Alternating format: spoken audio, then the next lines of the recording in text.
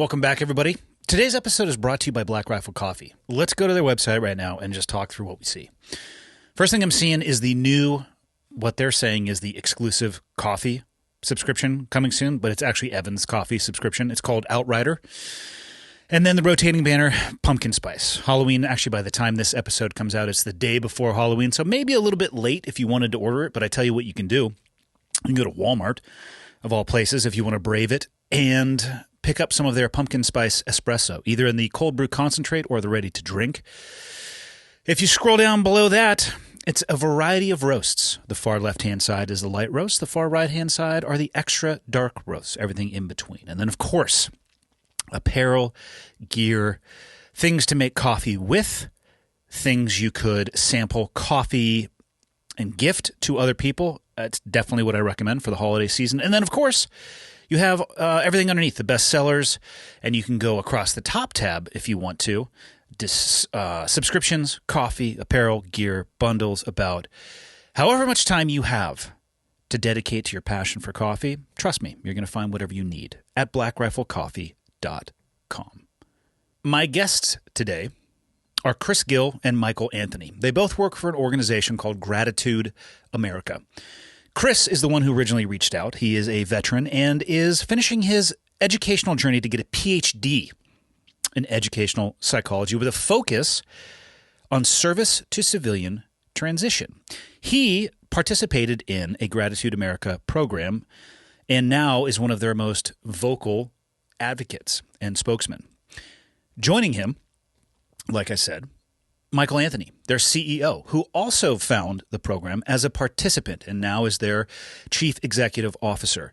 I think that speaks very loudly to the efficacy and the impact that the program can have. And I'm going to read right here off the website their mission statement: turn struggle into strength through programs crafted to help veterans find peace and focus in their daily lives. And I'll leave it at that because Chris and Michael do a very good job of talking about their own experience, what led them to Gratitude America, and what Gratitude America is trying to do for the veteran community.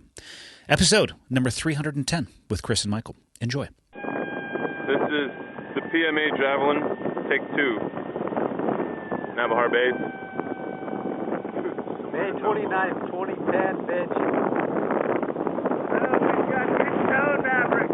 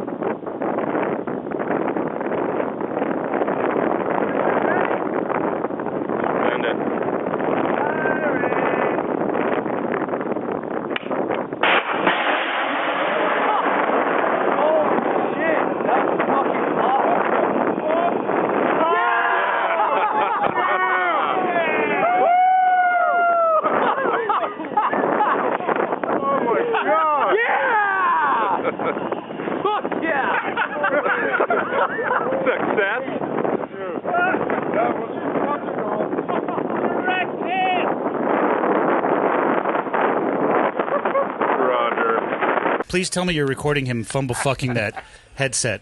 Yep. Nobody is helping him. Nope. You're doing this on your own. Yep, I got it. Do you, though? Fuck yes. Michael, get it? Get it? Yes. He has become very skillful Perfect. with one Yeah. hand. You have it on it's backwards, amazing to though. watch him. I'm joking. I'm joking. That's amazing. Nice. That was awesome. You gentlemen ready? You can Yeah. move that thing around. Try to keep it about 2 inches from your face, and we are going to be good to go. You can fully just move these suckers around. How's the headset audio for you guys? It sounds good to me. Sounds good. Yeah. All right. Rotate that mic a little bit more vertical. Boom. Like and that? then twist it towards your face Me? a little bit. Oh, yeah. God, we are cooking with gas. I got to start my own podcast. I'm an expert now. You're podcasting right now Yeah. as it is. Michael, are we off and running? Mm-hmm. Cool. I know we're going to talk about some veteran issues, but Chris, there you go. Yeah, just go ahead and put your hand up there on the table. Let's open with talking about what did you do to yourself? And then more importantly, why? All right. So, we recently, over Labor Day weekend, we had that hurricane come through Florida, Georgia. we only got some of the outer band stuff, but we did have a tree go down in our backyard. And it was in my neighbor's yard. I wanted to get cleared out. I didn't want to leave it there waiting for some tree guy who was locked up for 3 weeks to finally come get it. So I got out there and cutting the tree, and as I was cutting it, the one side leaned back against the other and trapped the bar. And this had happened a couple times already, and the bar cut out, so the chain stopped. Mm-hmm. And then so I had a file with me, and I would tap it in to get some space so that I could get the bar out. Something I'd learned as a teenager, and did that thing. I did it like 2 or 3 times. Nothing happened. Got it out. Started cutting more. That third time, I don't know what I did different, but as I was getting the file, it was just a big file. That's something to give me some width. As I was hammering it in, the chain kicked back in and came flying out of the tree and got me from my elbow. It detached from the bar? No. Okay. No, the whole chainsaw Kicked basically back. rode out of the tree. Oh. And came back, and it was hitting me. And as I was getting cut, I basically was watching it happen. Reached down and smacked. I'm sorry, I'm getting away from the mic. That's right. But I reached down and smacked the body of the chainsaw away from me. Caught my knee. Gave myself a good split on my knee as well, and severed the ulnar artery. And the nerves, and mangled the muscles on the back. I'm still missing that. They just clipped it off in the surgery. Really? But it had to be life flighted. And but backing up a little bit, after that happened, took my shirt off, tried to wrap up the wound, was shouting for my wife who was inside to get her to call 911. And I saw her come out. She saw I'd jacked myself up. She went in to grab a belt. I didn't know that's why she went in, but I thought she was going for her phone. I didn't know she had it in her hand. But she was calling 911. She went to get a belt to make a tourniquet, which I was really proud of her for knowing she needed to do that. You know that doesn't work, right? Well, it worked enough. For everybody listening, please don't use belts as tourniquets. Use tourniquets as tourniquets. Right. And for a true life, Right. not that yours wasn't life-threatening, but an arterial bleed, you cannot create enough pressure with just a belt. right. But anyway, when I saw her go in, I kind of fell down. I laid down on the ground and just tried to do what I could to stop the bleeding. And when I kind of rolled on the ground, I looked up, and there was a guy standing there who had been at my neighbor's house. He was doing some work for my neighbor, and he heard me screaming to my wife, and he ran over. And so I talked him through and I said, I need a belt. I need anything you can to restrict blood flow. So he took his belt off, got it on there, pulled it as tight as he could. And then I talked him through assessing the rest, like, check it. Do you see anything else? He says, are your pants legs cut? So I lifted my leg, and I could see the knee. It wasn't bleeding. It was just a big open wound. Mm-hmm. And I was like, okay, anything else? And he's looked around, said no. I said, okay, you have to keep me awake. Keep the pressure on and keep me awake. Well, to your point, don't use a belt. The belt started tearing. And then my wife showed up as we were trying to figure out a way to get more pressure. She showed up with the second belt, and we put that on. And he was able to get enough tension to keep me from bleeding out until the EMS got there.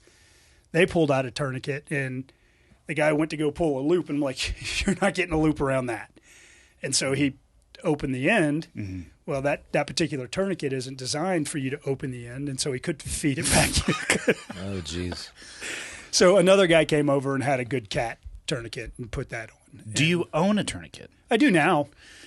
When you guys leave the coffee shop we met at, Yes. we sell tourniquets. And I'm going to go ahead and send you guys home with a couple on the house. Wow. Thank you. I appreciate that. But I immediately went on Mike's We sell Mike's Fieldcraft tourniquets. They're amazing. Yeah. You need to practice. They are designed to be detachable if There you need go. be. Yep. You don't need a tourniquet until you do. You know? That's right. It's early Christmas, Andy. Thank you. So yeah, I'm not. I'm not making that mistake again. And the worst part is I know better. I was a SEER instructor in Kazovac while I was on active duty.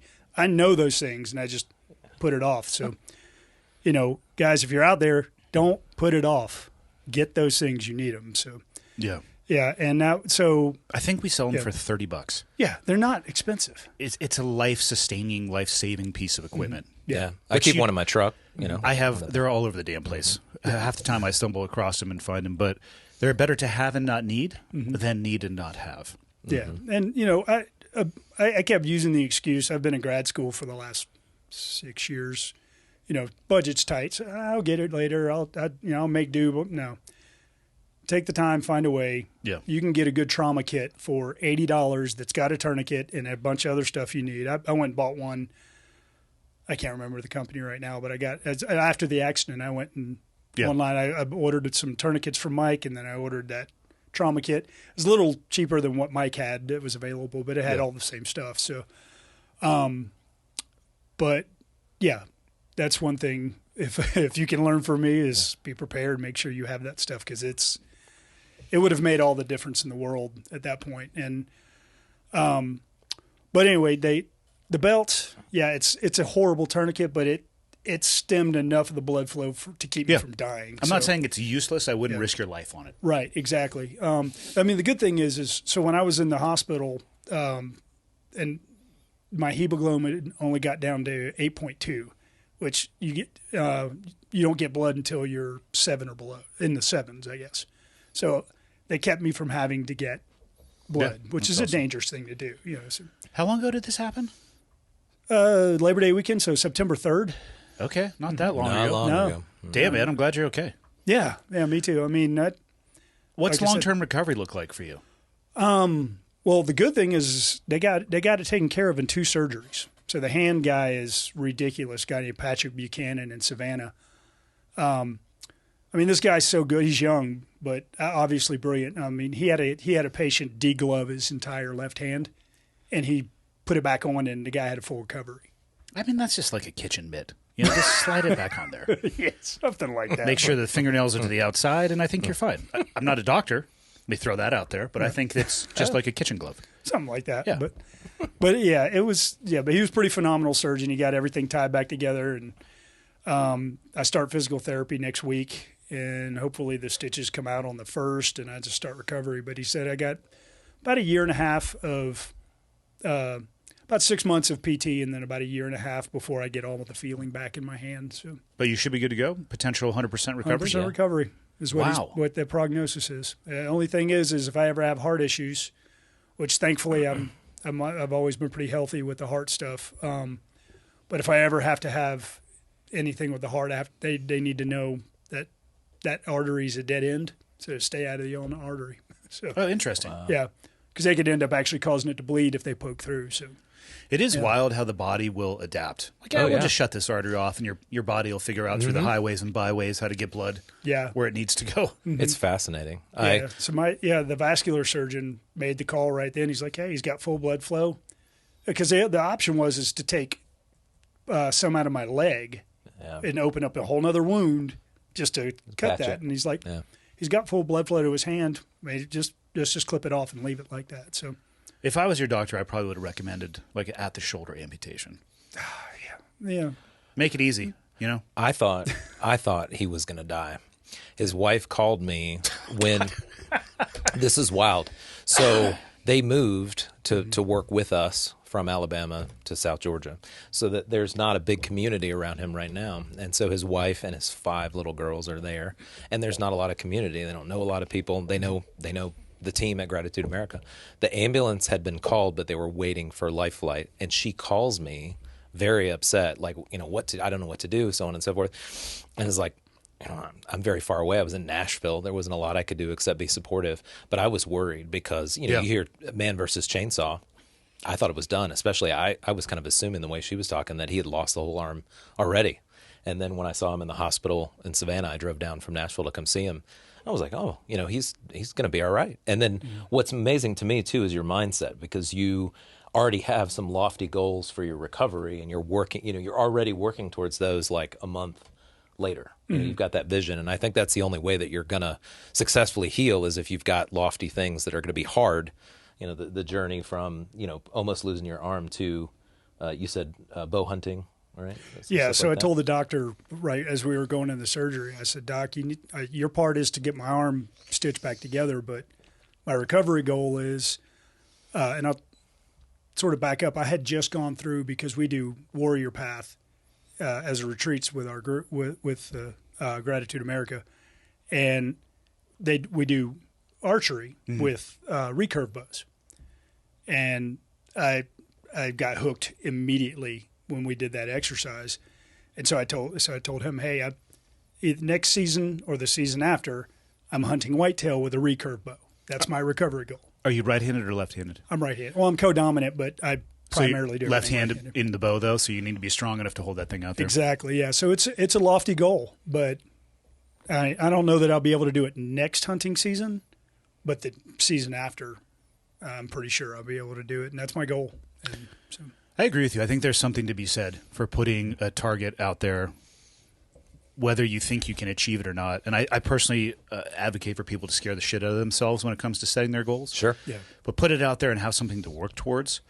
I find it, this is anecdotally just in my own experience, but I find the people that they can't really articulate any goal or trajectory that they want to be on, those are the ones that can cork off out into space a little bit. Sure. Kind of just do consistent or perpetual left and right hand turns, not really getting anywhere. Mm-hmm. Well, I think most people, they live life sort of by default, just whatever comes their way. They don't live life by design. Why do you think that is? It's the easy button. I think everybody's looking for the easiest thing instead of the hard stuff. But is it really easy? Because in the end, you know what I mean? You're spending your life in the trenches, not trying to, not knowing your compass. You're looking down at it, and the thing's spinning all over the place. I'm not sure. It might feel easier in the moment, but I don't know if it's easier in the long term. Yeah, like listless, right? Yeah, just kind That's of the bouncing irony around. of it is it's not. It actually makes life harder.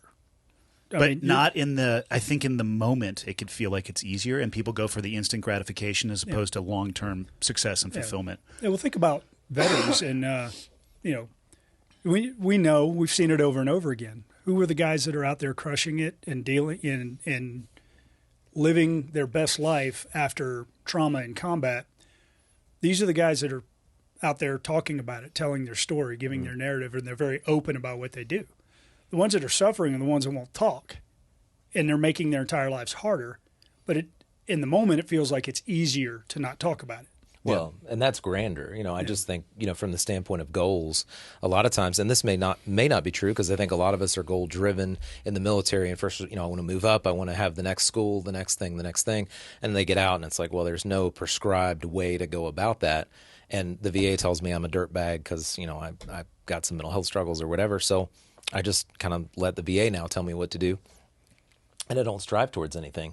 And, the old motivational speaker, Zig Ziglar, used to say, if you aim at nothing, you hit it every time. And there's just a lot of people not aiming at anything. They just seem very content just to be. And that's just odd that we would switch sometimes from being, well, there's dirtbags in the military too, but I think a lot of us, right, as men of service, You guys encountered that when you were in? I've never heard that before. The occasional dirtbag, It doesn't change when you get out. They're still a dirtbag.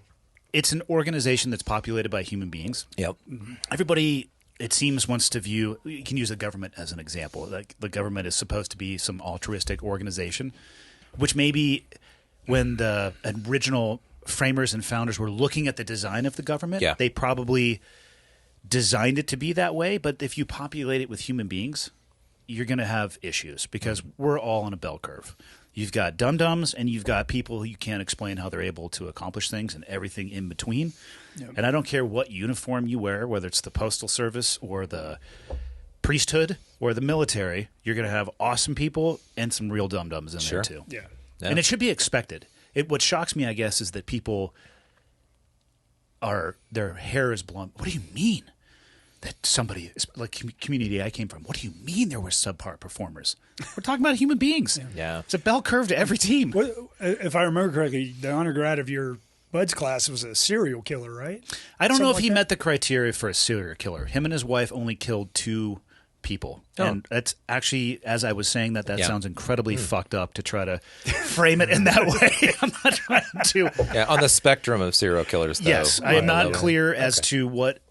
I think there would have to be more volume involved in that, but he legitimately, with his wife, and now that they kind of testified against each other, and they've become divorced in prison. Who knows who really had the idea for what it is that they were doing? But they absolutely killed people, chopped them up, put them in grocery store garbage containers on the outside because he used to work at them when he was younger, so he knew the frequency that they were taken to the landfill, which is where they eventually found the bodies. But yeah, I mean. you have to look at what it meant to be the honor man in the Buds class, though. And I remember the conversation around that time period between the students and the instructors. They were looking at, I don't even know if they were using Excel at the time, but they were looking at, he was the person who failed the fewest evolutions out of everybody in the class, which to me is a physical metric, and it's impressive for sure. I don't want to take that away from him or anybody else. But is that the definition of honor? I don't think so. It was a traditional, at graduation, the honor man gets up and they speak, and it's hilarious now thinking back to, I think he was 19-year-old waxing poetically about just really wise. Pulling out the, just gray beard Gandalf wisdom about life and philosophy and honor. And it's like, dude, you passed all the 4 mile time runs. Shut the fuck up, sit down. Yeah. And don't cut people up. It's always a nice little caveat at the end, and don't murder. I'd like to think you wouldn't have to have that caveat at the end. You would assume. But again, people are people. The more I'm around people, the older that I get, the more laps around the sun. There's no organization or occupation that is pure and clean. No. Sure. It's just because human beings, I don't think you're capable of doing that. No. Some people are a train wreck on the outside. Some people are a train wreck on the inside. And I actually don't know which one I'd rather deal with, because they can both be destructive in very different ways. Mm-hmm. I think it's kind of finding a balance of being a train wreck on the inside and the outside. Well, maybe. How about we all start with every human being with the acknowledgement and admission that we're all a train wreck from time to time. Yeah. Like you could be, I look at the leaders that I was exposed to in my military career, the mentors that I had. Mm-hmm. There's not a single one of them that's perfect. I could point to it's either a professional issue, a personal issue, a blending of the two. They're not having, tens as days every single day. Just 10, 10, 10. It's much like the tide. It's like a sine wave, and it floats around.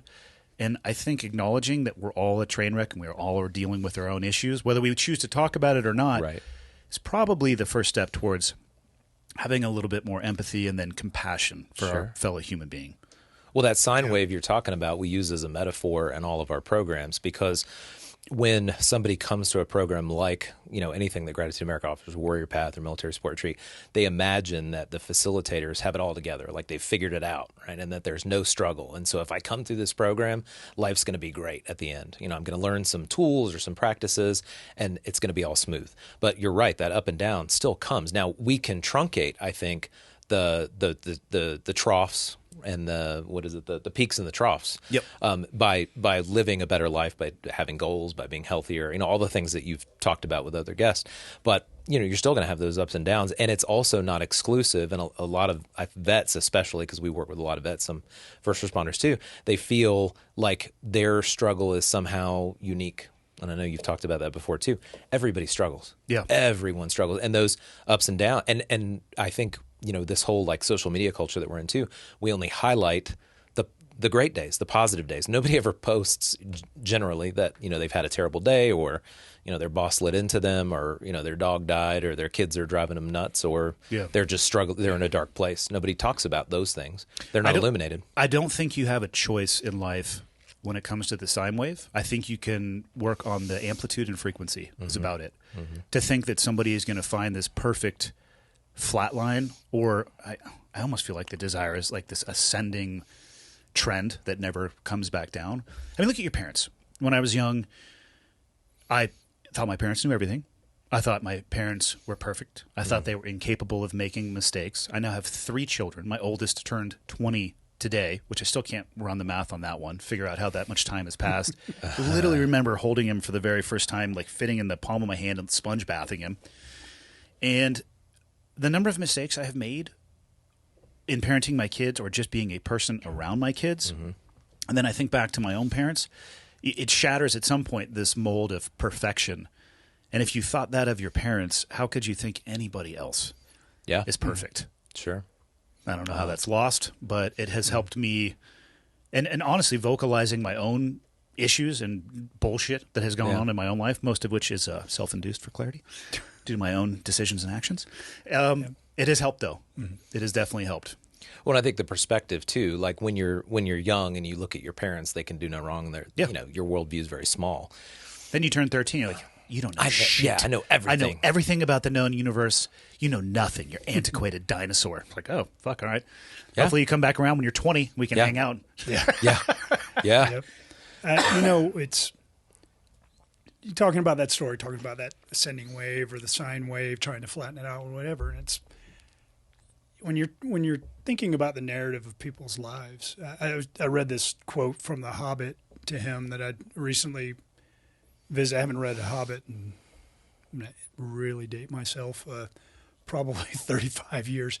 And then I took it up while I was in the hospital, and it talked about when they arrive with the elves, and he talks about how all the things that happened there were good, comfortable. They, Bilbo didn't want to leave. Would have traded it for his hobbit hole that he loved so much. But he talks about how there's just not much to say about it. It was a perfect existence. They were enjoying life. Everything was great, safe, warm, cozy. But that's it. That's the story. There's nothing else to tell. But in the same quote, he's saying how I can't remember all the words, but he used like the hard things, the terrible things, even the grotesque things, make a much better story to tell. And that's kind of what we talk about when we talk about struggling well is how do you form that narrative around your story and your struggle? Because every one of our struggles can help. It can help other people because they're all riding that same sine wave. Yeah. Different amplitude and frequency, but they're riding it too. And so when we're giving our narratives, the good stuff is not really much to listen to, and it's quick. You tell it fast, and it's not much of a story. The struggle is a story, though. Every epic, every book, every good book that's ever been written that's worth reading. I'm a man of faith. I read the Bible. The Bible's about nothing but struggle, and there's a reason for it. And when we struggle well and we give that narrative to other people, it helps them struggle well as also. And I personally would rather have the life of struggle. I was telling my wife a couple weeks ago, it's really hard to wish that this didn't happen because, like you said, we didn't know anybody in Waycross. We didn't have that much connection. We'd met some people, but when this happened, a lot of the people we met and the couple of churches we visited, people came out of the woodworks to help, and we started making connections and friends through that suffering. Personally, for me, I've got a new trauma I have to deal with, but I've been on this road before. I know the way, and so that's one of the good things about this is I have a fresh story to tell the people that we serve going through our retreats. Is hey, trauma's going to happen again. Just because you had trauma in war doesn't mean you're not going to have other traumas in life. But how do we deal with that? Is it going to own you? Is it going to define you? Or are you going to use it to grow and become the person you're trying to be? I think if you can work your way through the trauma that occurs in war, it should facilitate and set you up to be able to deal with just about anything else that happens in life. Mm-hmm. Ladies and gentlemen, pardon the interruption, but let's talk for about a minute here about the importance of connectivity. The life that I lead, what I do for a living, I like disconnecting from time to time, but more often than not, I have to make decisions based around the connectivity that I am going to have. If you listened to last Friday's episode, you heard me talk about being in Ireland and my experience trying to find a Wi-Fi signal that allowed me to upload an episode while we were there, and I was kicking myself for not taking my mobile Starlink kit, which brings me to the sponsor of today's episode. It's Starlink. Starlink is a satellite-based internet service, and it's available almost everywhere in the world. Some people will say, well, how good could a satellite-based internet service be? Well, let me tell you, last Friday's episode was completely uploaded through my mobile kit, but while I was uploading it, I was also doing a national media interview based off what's going on in Israel currently. And it had flawless and seamless video capability while uploading a multiple gigabyte file at speeds that rival what I have at my house here in Kalispell. If you live anywhere where you are worried about the infrastructure or connectivity, I highly recommend that you check out Starlink. Or if you're just an on-the-go person, they have kits for residential, they have kits for business, and they have kits for mobile, whether that's an RV or an overlander, whatever it may be. Whatever you may be into, or whatever your needs may be, they have an option for you.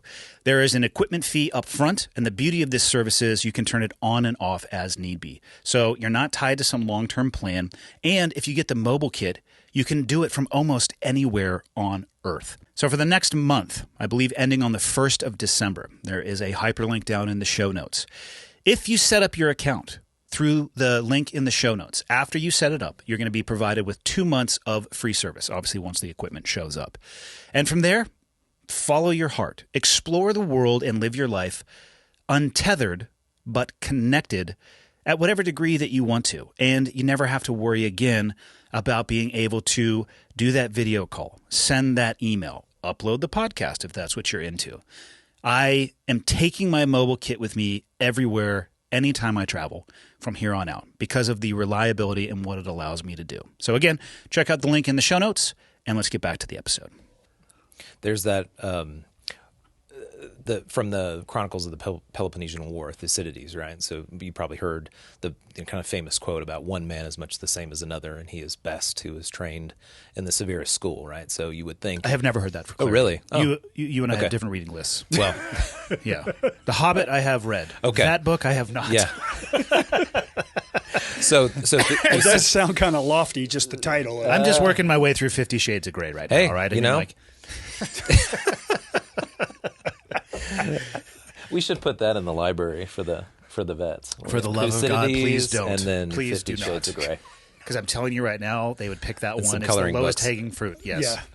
Yeah. Well, I mean, I'm not saying it's a exciting read, but what Thucydides and Athena in general, basically knew that when his soldiers went off to campaign, they, amassed, wisdom that others didn't have, others in the community, because what they had been through. And so, basically he's just saying is, life is like a school and you take classes along the way, and combat is the severest and toughest school. And so if you can do that, you can do anything. But I think that's where the disconnect is occurring. It's what you were talking about, Chris, is a lot of our community, well, I shouldn't say a lot, there are many in our community who believe that that severest school has now crippled them, instead of embracing it as, I've done hard shit, and so now I can help others through their shit. Or when, to this point, right? If you had this severe injury. Talking to the microphone, Mike. Sorry. There you go. I'm a first timer. I'm a noob. That's all right. So, but so you were able, I think, you're still recovering,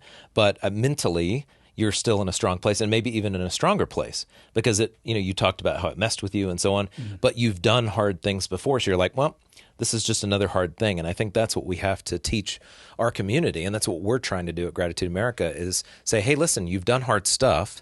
And though it seems hard right now, if you take a knee, you assess, why it is you're struggling, you can emerge from that and be better. And that's what our community needs. We don't need a bunch of civilians, but but when you're not in a uniform, I think that's where folks struggle. Is when I wore the uniform, I had an identity. I was a man of service. I knew what to do. Now I take off the uniform, and it goes back to all the things we've been talking about. It's like very listless. Like, now I don't know what I'm supposed to do, and I'm struggling. And so if we can redefine what that means, that you've been off, you've taken some of the hardest classes, you've done hard shit, you can continue to do the hard stuff. So let's grab you around the neck. We're going to take you along with us. And, we're not going to treat you with kid gloves. And we want you to emerge so that you can be in your community that person who's going to, do good things for your church, for your government, for your family. Our community not the veteran community, our community at large. Mm-hmm. The United States, the world needs different, and we're different. And so, we're kind of at this, I think, road, we're at like a split in the road. We can either be, sort of the next greatest generation. We've heard that used before. Yeah. We're not headed that way right now, I don't think. But we could. We've 20 years of war. We should have some skills that we can bring home. Or we could become, entitled and soak up all the resources of the 45,000 veteran serving nonprofits that take people fishing and don't really change their lives. So my least favorite narrative when it comes to the veteran community is the broken toy narrative, where You join the military, you happen to join during a time of war, you deploy to a combat environment, and therefore because of that you have to be broken from your experiences. And I equate it to it's painting with a broom. It is so broad and imprecise. If we were to take and put a pie out here, and this is going back to something that you had said, what percentage of that pie do you think are people who truly think they are broken by their experiences versus the ones who think that they are better for it? Oh, again, very broad and anecdotal, but because of who I work with on a consistent basis, most of the veterans and first responders who come to us are struggling. So my view of that pie is that it's very large. I would say many don't equate or reference their experience downrange as something that has prepared them for life. They're stuck there. Now, I believe, that you can grow and change and use those for the positive. That you've talked about post-traumatic growth on the podcast, so you get that. I don't have to explain that to you. But in 3/4, maybe more, at least with the folks that I experience. Now, well, your lens, like you said, your lens is a little bit skewed, much like first responders who every call that they go to is somebody's crisis and worst nightmare. Right. I've encountered so many, specifically law enforcement officers, who have just lost their feeling of humanity because they're dealing with detritus most of the time. They're just dealing with absolute shit, and they can lose sight of the fact that they're touching a super small, microscopic portion of society, and the rest of society isn't painted that way. My personal thoughts is actually the other direction. Yeah. I think the high 90th percentile of people, and again, this is just me speaking. In a study that I completely fabricated to support my own point. Perfect. I love those. Most of the people that I encounter, they're doing okay. But that narrative of the broken soldier, we're working through in January of this year, which is wild to think it was still this year. We did 7 jumps on 7 continents in just under 7 days for Folds of Honor, for educational scholarships. It was amazing. Yeah. And we're doing a documentary around it. And I was looking at the first cut of the documentary, and I'll be broad about the individual that was speaking. But the comment was made, they were referencing the group of us, all veterans, who were doing that expedition.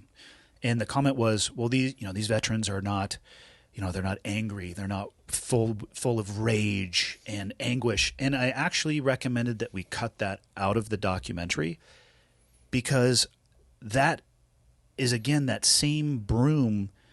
You shouldn't be that way. And the people that were on that expedition, I think, are reflective of the vast majority of the veterans. But if that narrative is constantly thrown out, it'll actually, in my experience, push people away from being involved in a lot of the organizations that would be, of those 45,000, whether it be fly fishing, horseback riding, whatever it may be. And the efficacy of those programs, I agree with you. Some of them, I think, are wildly impactful, and some of them are just probably there to enhance the profit margin of the people who own the organization. But that narrative of, we're here to fix all the broken toys, and you did this, so you have to be broken, I think it's really insidious and actually dangerous towards the veteran community. I agree. And you got to think, to your original question of the percentage, I mean, we can't really categorize that way, because we're guessing for sure. Yeah, well, it's a spectrum. I mean, as you say, 90 percentile, they're doing okay. But the problem is you usually hear it, and especially in the academic language, most veterans are doing fine. Well, that's a poorly defined term. What does fine mean? Yeah. Well, when you ask a veteran, I mean, it's the right term.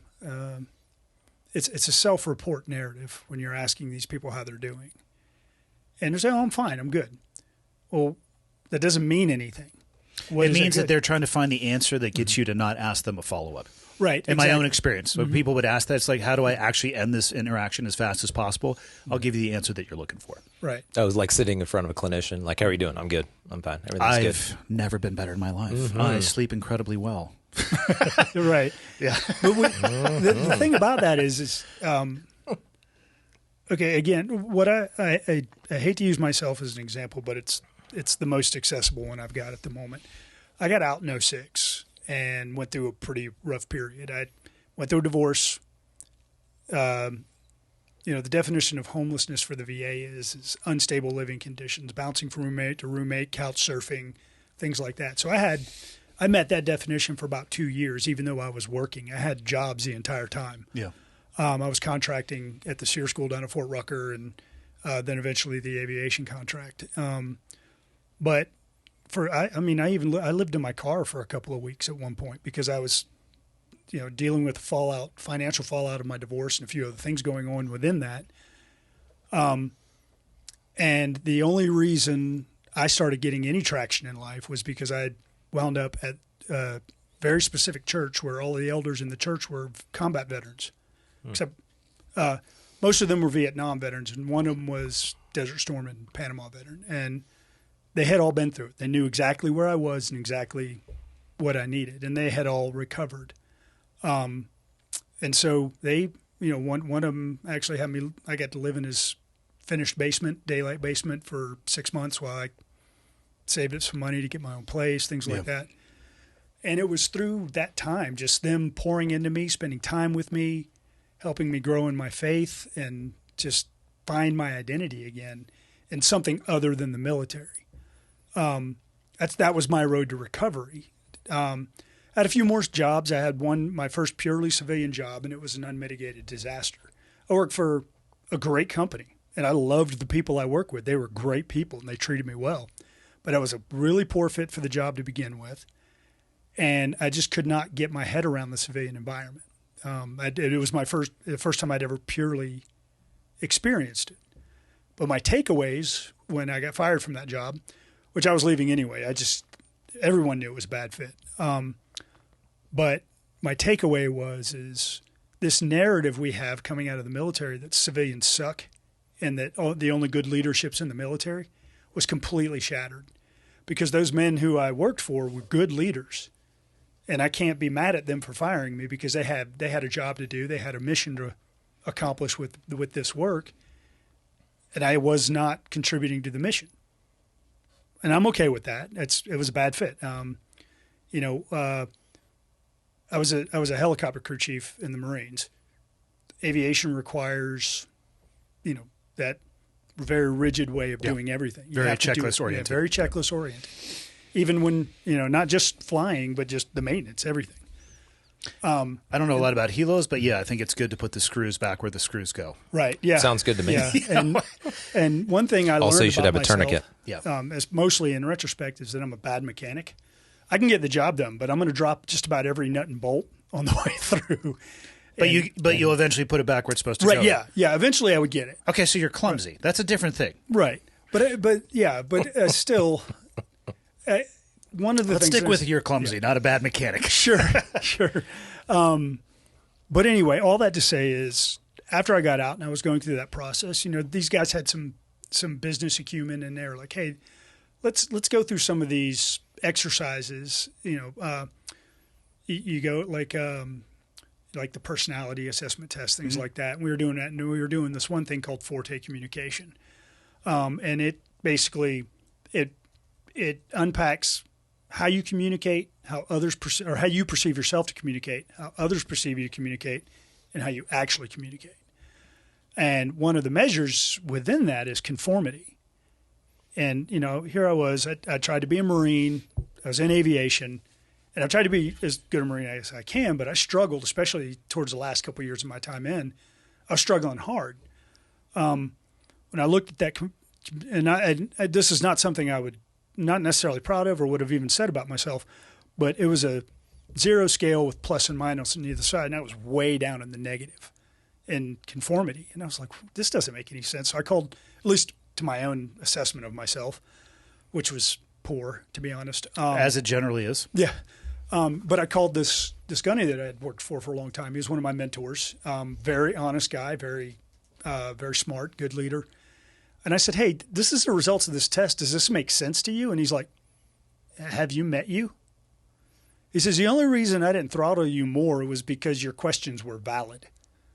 He's like, "Every time you asked a question, I wanted to smack you in the back of the head, but it was a valid question, so I couldn't really fault you for it." And so, I ask questions. I always ask why does it have to be done this way, and I didn't mean to be that way. Yeah, it's just who I am.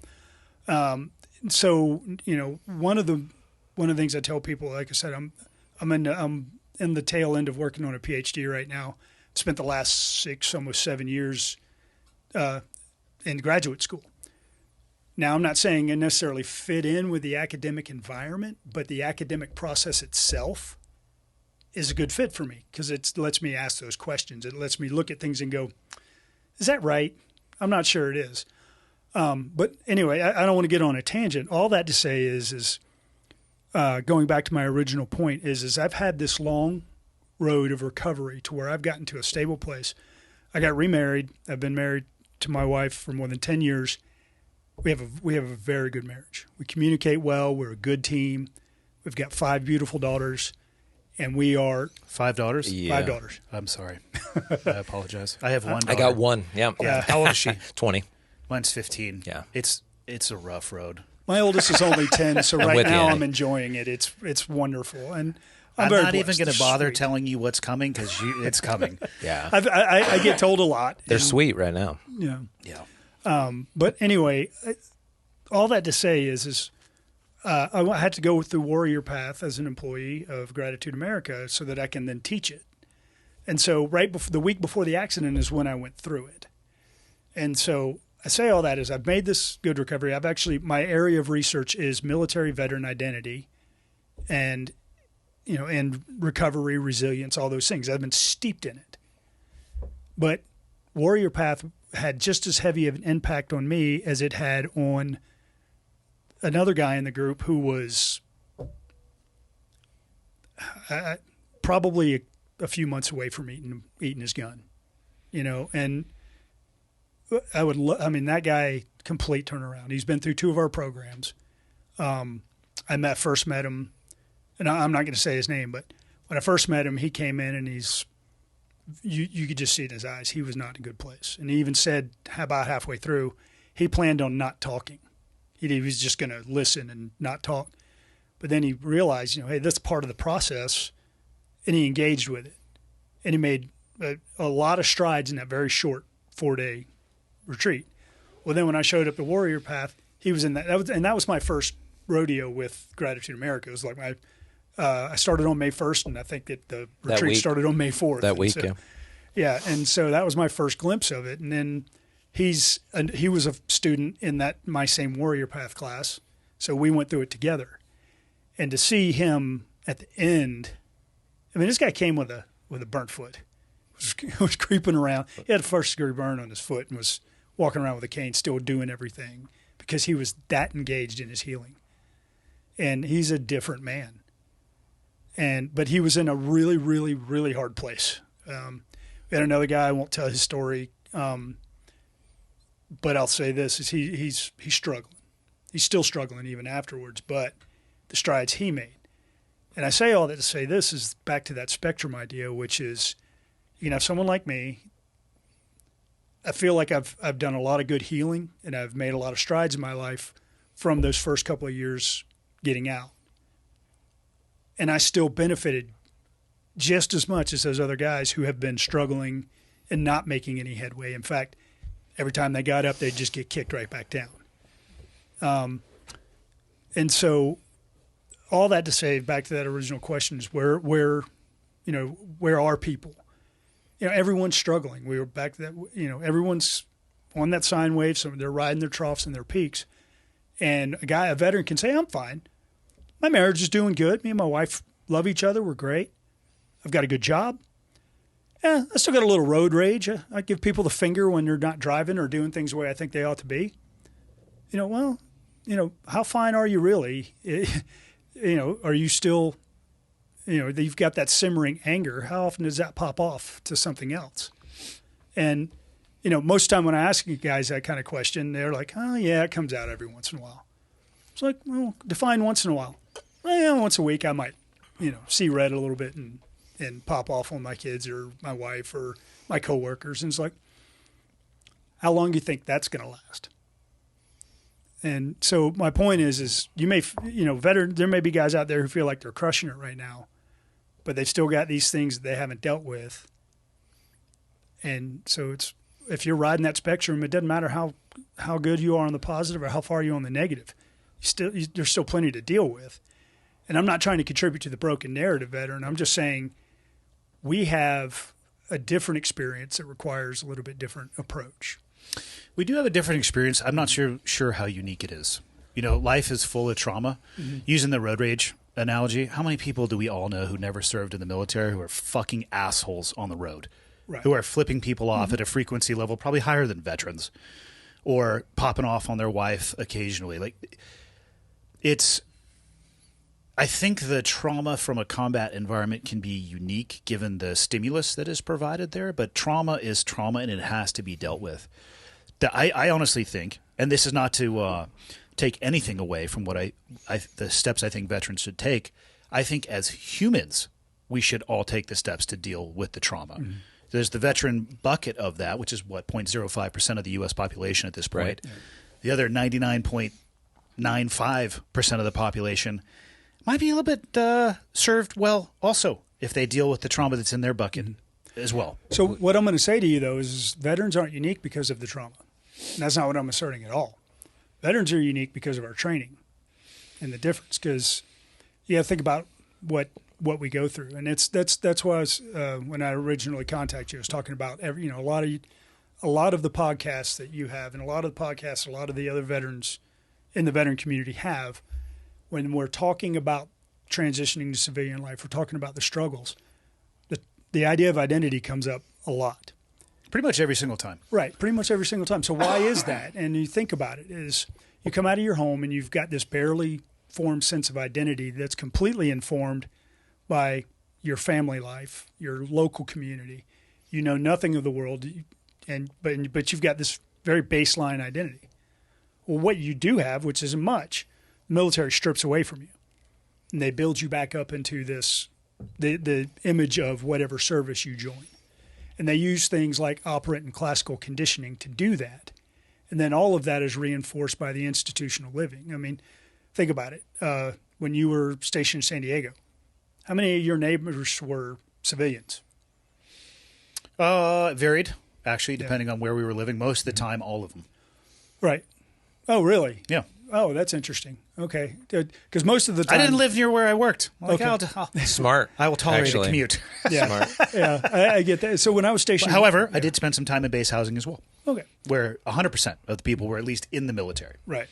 So, one example I can think of is I was stationed in Miramar, and a lot of the people that I worked with lived out in Temecula. And they're like, well, I just want to get away from the military, so I'll commute out there. But I went out to their house to hang out, and all their neighbors are military. It's like base housing detachment B. East, yeah. Detachment Temecula. Right. And it's like, that's the narrative of basically any military base. Whether you live on base or not, you're still mostly surrounded by military all the time. Unless you put the effort in to diversify your social circle. Right. But within that 0.5 of the population, only about 0.5 of that little population really does that. Well, I'd say that number's a little high. Yeah. Yeah. Well, so it's rare. But all that to say is you come out with that identity, and it's powerful. And the thing about this is it's not new. I mean, I've been digging into the literature all the way back to World War I. In fact, past World War I, you may have heard of a somewhat legendary Marine named Smedley Butler. I have not actually. Really? I would have thought in the Navy you'd probably have to read him. Well, anyway. So, for clarity, the Marine Corps is part of the Department of the Navy. The Navy is not the Department of the Marine Corps. Here we go. Here we go. We're the men's department. But I actually always say that, but let's just remember who's bottom lining the checks. NAVY. That's all. They just stopped you. Yeah. You can put that right in your pipe and smoke it. Yeah. No, I've got nothing but almost respect for the Marines. I've heard of Chesty Puller. Okay. Well, so Smedley Butler is a 2-time recipient of the Medal of Honor. Okay. And he'd served. He ended up serving in World War II, but more in a staff capacity, I think. When did he? What campaign did he win the Medals of Honor? Oh, God, that's a crazy sentence to say. Which now One I was believe you actually cannot be awarded the Medal of Honor twice. I believe it's only once. They used to do that, I think, in the Civil War, where they were giving it out like It was a the lot. only medal to give Yeah. at that point. But he was in World War I, and then another, I want to say, it was a Caribbean campaign, and I can't remember exactly which one. But he was very well. He's very, very well known, very well respected Marine. He went on a tour. He'd gotten out in the 30s. They pulled him back in for World War II. But anyway, he did a tour of that version of the VA as it was then, and he was in Detroit, I think, and they had like 3,500 veterans in one hospital. I think they had maybe rounded him up. I don't know, some regional, but the doctor, he was talking to the chief surgeon of the hospital, and he said something. He said, these guys can't function out in civilian life, and they are dying of everything faster than their civilian population. We're not just talking about suicide. We're not talking about, whatever, alcoholism or things. Just all-cause mortality. Just all-cause mortality, heart disease, diabetes, what they knew about it at the time, whatever it was, things that are come about by not taking good care of yourself, which veterans tend to, they self-medicate with alcohol. They tend to be sedentary when they're in that position. And so a lot of these guys, they didn't know how to function outside of the trenches or outside of the military uniform because of the way that they had been taught. And I put it in my notes on my phone. I left my phone over there like an idiot. But I can grab it for you if you want. yeah, if you don't mind. It's a very good quote to sort of talk about. Where'd you put it? It's the red one on top of the burritos. Yeah. I don't know if that's ever been said before. Or I store my phone on top of the burritos. will it ever be said again? Right. Doubtful. I like to say original Doubtful. things. So. Doubtful. Yep. Here we go. So one of the things he made this comment when he wrote this book. He wrote a book basically raging against what the emerging military-industrial complex at the time. This is in the 30s. He's talking about the military This is the industrial 30s. complex. He didn't use that term, but he's Yeah. basically talking about that, and he's talking about the way that the powers that be used the military, and it's the same narrative we have today, and nothing's really changed. So, but here's a quote, and this is more about the identity of the military and how this hasn't changed in a long time. So, they were remolded, they were made over, they were made to about face and regard murder as the order of the day. They were put shoulder to shoulder, and through mass psychology, they were entirely changed. We used them for a couple of years and trained them to think nothing at all of killing or being killed. Then suddenly we discharged them and told them to make another about face. This time they had to do it. They had to do their own readjustment, sans mass psychology. Too many of these fine young boys are eventually destroyed mentally because they could not make that final about face alone. And I say all that to say this, you hear time and again where people say, they taught us to be a certain way, but they didn't teach us how not to be this way as we were getting out in that transition. Well, and maybe it's not an about face, right? That's kind of a cool way to think about this, is that I don't want veterans, I myself as a vet, don't want to do an about face and leave that totally behind. There are skills and things that I learned that are invaluable that the average civilian doesn't have. But I have to figure out how to repurpose those skills at home. So not do a total about face, but maybe like a half right face. I don't know. I think that's kind of a unique way of saying it. That description is a little bit rough too. Using terms like murder and talking about. First off, let's be really honest about the military and how many people actually are in a position to take a human life. Right. It's about maybe 10% of the entire U.S. military is a combat arms. Right. In the modern military, but World War I was a little different. A little bit different, Yeah. but I don't think the numbers are going to swing too much in the other direction. I agree, but I agree with you. Murder's not a good term to use. I don't like it at all. So I can talk very deeply about the training that I went through in a career for 17 years, where our job, if you were to refine it down, was to find, fix, and finish the enemy. Yeah. Locate them most of the time in a country where they feel the most comfortable, in a town where they feel secure, in a house that they're going to be defended in, and to go there and based off of their actions, make the decision whether or not to take their life or not. Mm-hmm. At no point in time was I ever taught to devalue human life. Mm-hmm. It was actually probably the other way. Yeah. You know, in all of the training that we did, whether it be live fire training on paper targets or force on force, mm-hmm. the number one cardinal sin would be shooting a no-shoot target. Mm-hmm. There's no murder involved in any of that. Have I shot people at night where they can't see me and they didn't know that I was there? Fuck yes, I have. You can view that as murder if you want to, but I'm not going to sit there and tap a dude on a shoulder who's walking a patrol with an AK-47 and be like, psst, hey, I'm over here, and I need you to know that so it's not murdered. Like, no, I'll take the tactical advantage. Mm-hmm. In my experience, the people who are in the most direct front line, and I can only talk in the modern era, I have no idea about World War II training, World War I training, everything in between.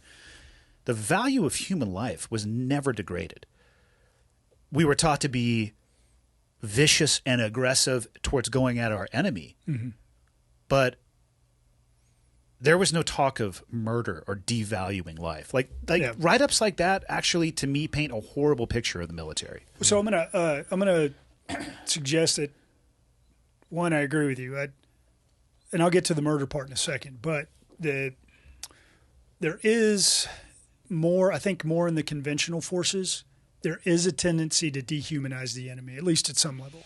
Like, I mean, Haji was the nickname for Iraqis. I don't know about Afghanistan. I think they had a different one, but Muj. Yeah, Muj. That's right. And but you know, those aren't really necessarily bad names, but it still has a quality of making them a little less human. There were some other terms thrown around out there. I probably didn't make any fans by squashing that, but I at least didn't allow them to say it around me. But I've never liked the idea of devaluing or dehumanizing people. That's definitely not the way to go, but it happens. And, you know, there's a good book by a guy named Jonathan Shea who he worked with a lot of veterans. I don't think he may have been in the VA system, but he was talking with Vietnam veterans, and they used a lot of terms. For sure. Yeah. And so he was taught to regard, he was conventional Army infantry, and he was taught to regard them as less than human. When his more introspective years, he's like, well, there's no honor in killing a dog. You know, what did I do? What did I accomplish? Because they disregarded that human life to see it as less. Right now, we're seeing all this stuff going on with Hamas, and veterans in the veterans influencer space are saying things like these guys are animals. Now, I won't name anyone in particular, but I've seen a couple of them say that, and it's like, no, they're not animals. They are an example of just how depraved humans can be, but they're still human beings. Doesn't make them less evil, but they're human beings. And to regard them as anything else is going to have long-term consequences. And so I agree with you. You have to take it seriously. These are human lives regardless of who they are. And so I respect the people who believe in something. Not that I necessarily respect what they believe in or agree with they believe in. But if you believe in something enough to put your toes up on the line, I have nothing but respect for that. Doesn't mean I agree with you, but I'm not going to devalue. I'm not going to sit here and try to say that I believe more than you do or your belief is more valuable than mine. I'll meet you in the arena and we'll see how it fucking works out. Right. But I respect the people who – that's too broad of a statement. Right. I respect aspects – I respect – somebody's convictions and willingness to fight to the death for what they believe in. Yeah. That I respect. And to me, I think if you don't feel that way about your enemy, regardless of what there's always going to be, there's an access to everybody out there. I don't care if you be a Buddhist and feel like you should do no harm to anybody out there. You're going to meet an extremist of some kind. Somehow you end up on the other side of the axis. It's gonna end up happening. Yeah. But I respect the conviction, and I think that you have to view them as a human being, or I do believe that there will be long-term catastrophic consequences And again, I can't speak to the Vietnam and the vernacular that was used there, and I can't even really speak to conventional military and the way that the taking of human life or the training about that may be executed. But I can tell you with absolute certainty in the community that I came from, which is the front leading edge of a lot of combat operations, it was the exact opposite. Yeah, and I've read several biographies where they take a moment, in some cases give a chapter to that thought and idea. And I wish the entire military trained that way. Well, we were a small spoke in a huge wheel. Right. You know, we had a greater budget and a greater ability to train a smaller team. I don't know if it's – I agree it should be applied to the military writ large, but, you know, we're talking about a super small microcosm. Well, my perspective is you know, unique from the standpoint of – so I just retired from the reserve, but I spent 21 years in the Army, joined shortly after 9/11. And found myself in medical operations and intel. So I was enlisted first, and actually very good, like, you know, the recruiter screwed me story. So I've heard it's happened once or twice. So I had a great I always wanted to serve. So in high school, you know, all the recruiters would be there, set up at lunch or whatever, and I'd talk to all of them. And my father was in the service. My grandfather was like, "I'm going to join," and my dad kept gently nudging me away. You know, go to college, get smart, then you can decide. The Army will always be there. Then I got kind of started in a career before that, and I think I'm going to join there. You know, why don't you just kind of feel this out? The Army, and he was gently nudging me away. What I learned many years later after I joined was he was a Vietnam era guy, so he didn't want me to have the same experience that my father was as well. Yeah, so you know, and I don't know, what was your experience with?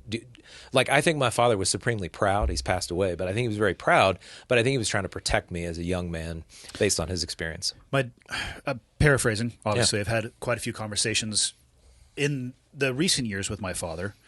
His experiences in Vietnam were horrendous. You know, I mean, I don't think some of the horror stories of being spit upon, but I think it's very fair to say that the reception for veterans in that theater of war and the reception of veterans in the modern era are diametrically opposed. Sure. It was rough. You know, he was young. He was on the first squadron of the Mark I patrol boats in the Mekong Delta. Wow. And so, but by the time I was in, we were using the Mark Vs, which is an interesting, you know, lineage tie. I heard the term SEALs from him originally because they would be used as an insertion platform. He was not a SEAL, but he was working on the Mark Is, but did a very few years. And I actually lived in Montana, in Missoula, where you guys flew in. I think I struggle with this one. I think I was either 6 or 8. I was young enough that I remember that it snowed, and that's about it. Yeah.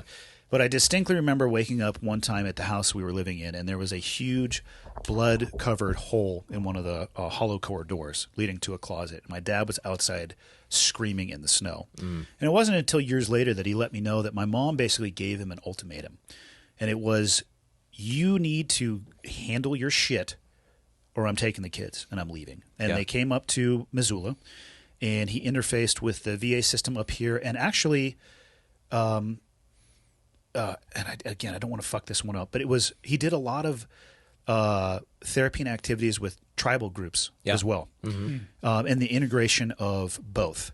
And then we moved back to California and then back to Santa Cruz after the earthquake kicked off in '89 because he was a stonemason and a lot of shit fell apart during the earthquake. Wow, yeah.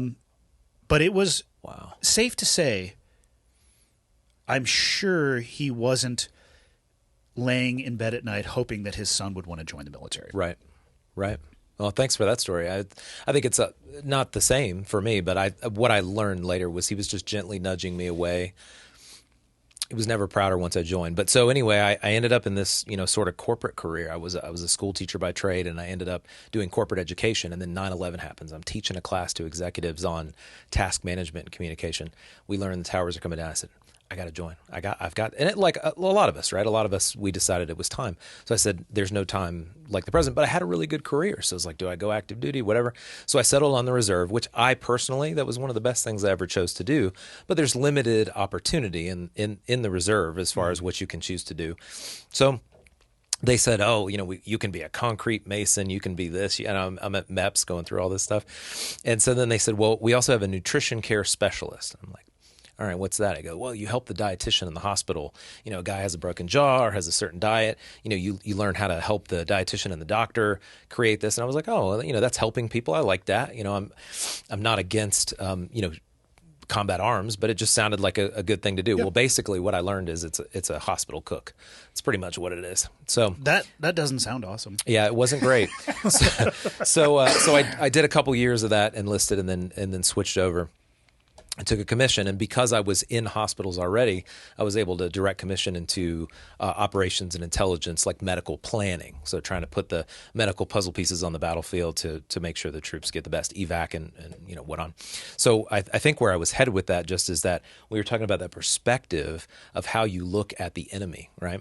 And in U.S. military or coalition hospitals, the enemy is treated with as much deference and care as U.S. service members. And it was a real struggle for me because I'm not even a clinician, right? I'm an ops guy, but you're in the hospital all the time, taking information about what casualties you have, reporting up to higher, so on and so forth, sit reps. And you see there's this guy who was putting a suicide, bomb somewhere or putting a roadside bomb or what have you, and, blew his arms off. Oops, that didn't go so well for him. He's not a great suicide bomber, but he's laying in a hospital bed. He's trying to kill Americans next to a Marine, or and there's corpsmen working on him, and it's just it's a different perspective than actually being combat arms. To we're gonna heal. That's really the only mission. It doesn't matter whom, and we're not going to choose how we take. We're going to give them the best medical care possible because we're here and we can. And I think I'm really grateful for that because it does offer me, I really struggled mentally with clinicians and healers, doctors, nurses, corpsmen, medics, they struggle just as much as anybody else. I think we look at them as if they're supposed to be immune from what they see and what they have to do. And I think it's just as hard on them. But for me, not being steeped in that at all, going down and taking folks off of a Casevac or a medevac, just trying to help out doing CPR, putting on tourniquets, holding pressure, that was tough for me. I told many a man, hey, it's going to be fine. You're going to be okay, even though I knew that they weren't, because that's what they needed. And that's what keeps me up at night. But I'm really glad I had that experience because it has made me a more compassionate person. It has given me perspective on the world. I can love more than the average person because I know what loss is like. And I think, that's really what's gotten me into this career field is sort of this idea of, struggle. And then how can we help, folks regardless of what their struggles are or how they found themselves there. It's really been a fascinating journey, but I am glad that my 21 years is up because I'm kind of done. The night I got shot in Iraq, there was about 8 guys on target that were injured. So we get back to the green zone and we're in essentially the emergency room. Yep. There was 3 of us in a room and an insurgent was in the room with us in a bed, essentially handcuffed, very wide-eyed. Look, they separated us relatively rapidly. Mm-hmm. But the point that you brought up, I don't think people understand the number of Casevacs that I have seen called in on people that we were engaging with the explicit intent to end their life, and when they were found to not be dead, it switches to saving their life and calling in American assets to treat them and do everything that you possibly can. Just curious, was that insurgent on y'all's target? I don't think so. Oh, okay. But I just really feel like the tone of the room was making him uncomfortable. Three pissed off pipe hitters who just got jacked up. Yeah, we were separated. It's fine. One of the most interesting things that ever happened to me in a hospital was I'm very curious as an individual, and even though I'm not a clinician, it's like you said, I'm not a doctor, but I throw a stethoscope around.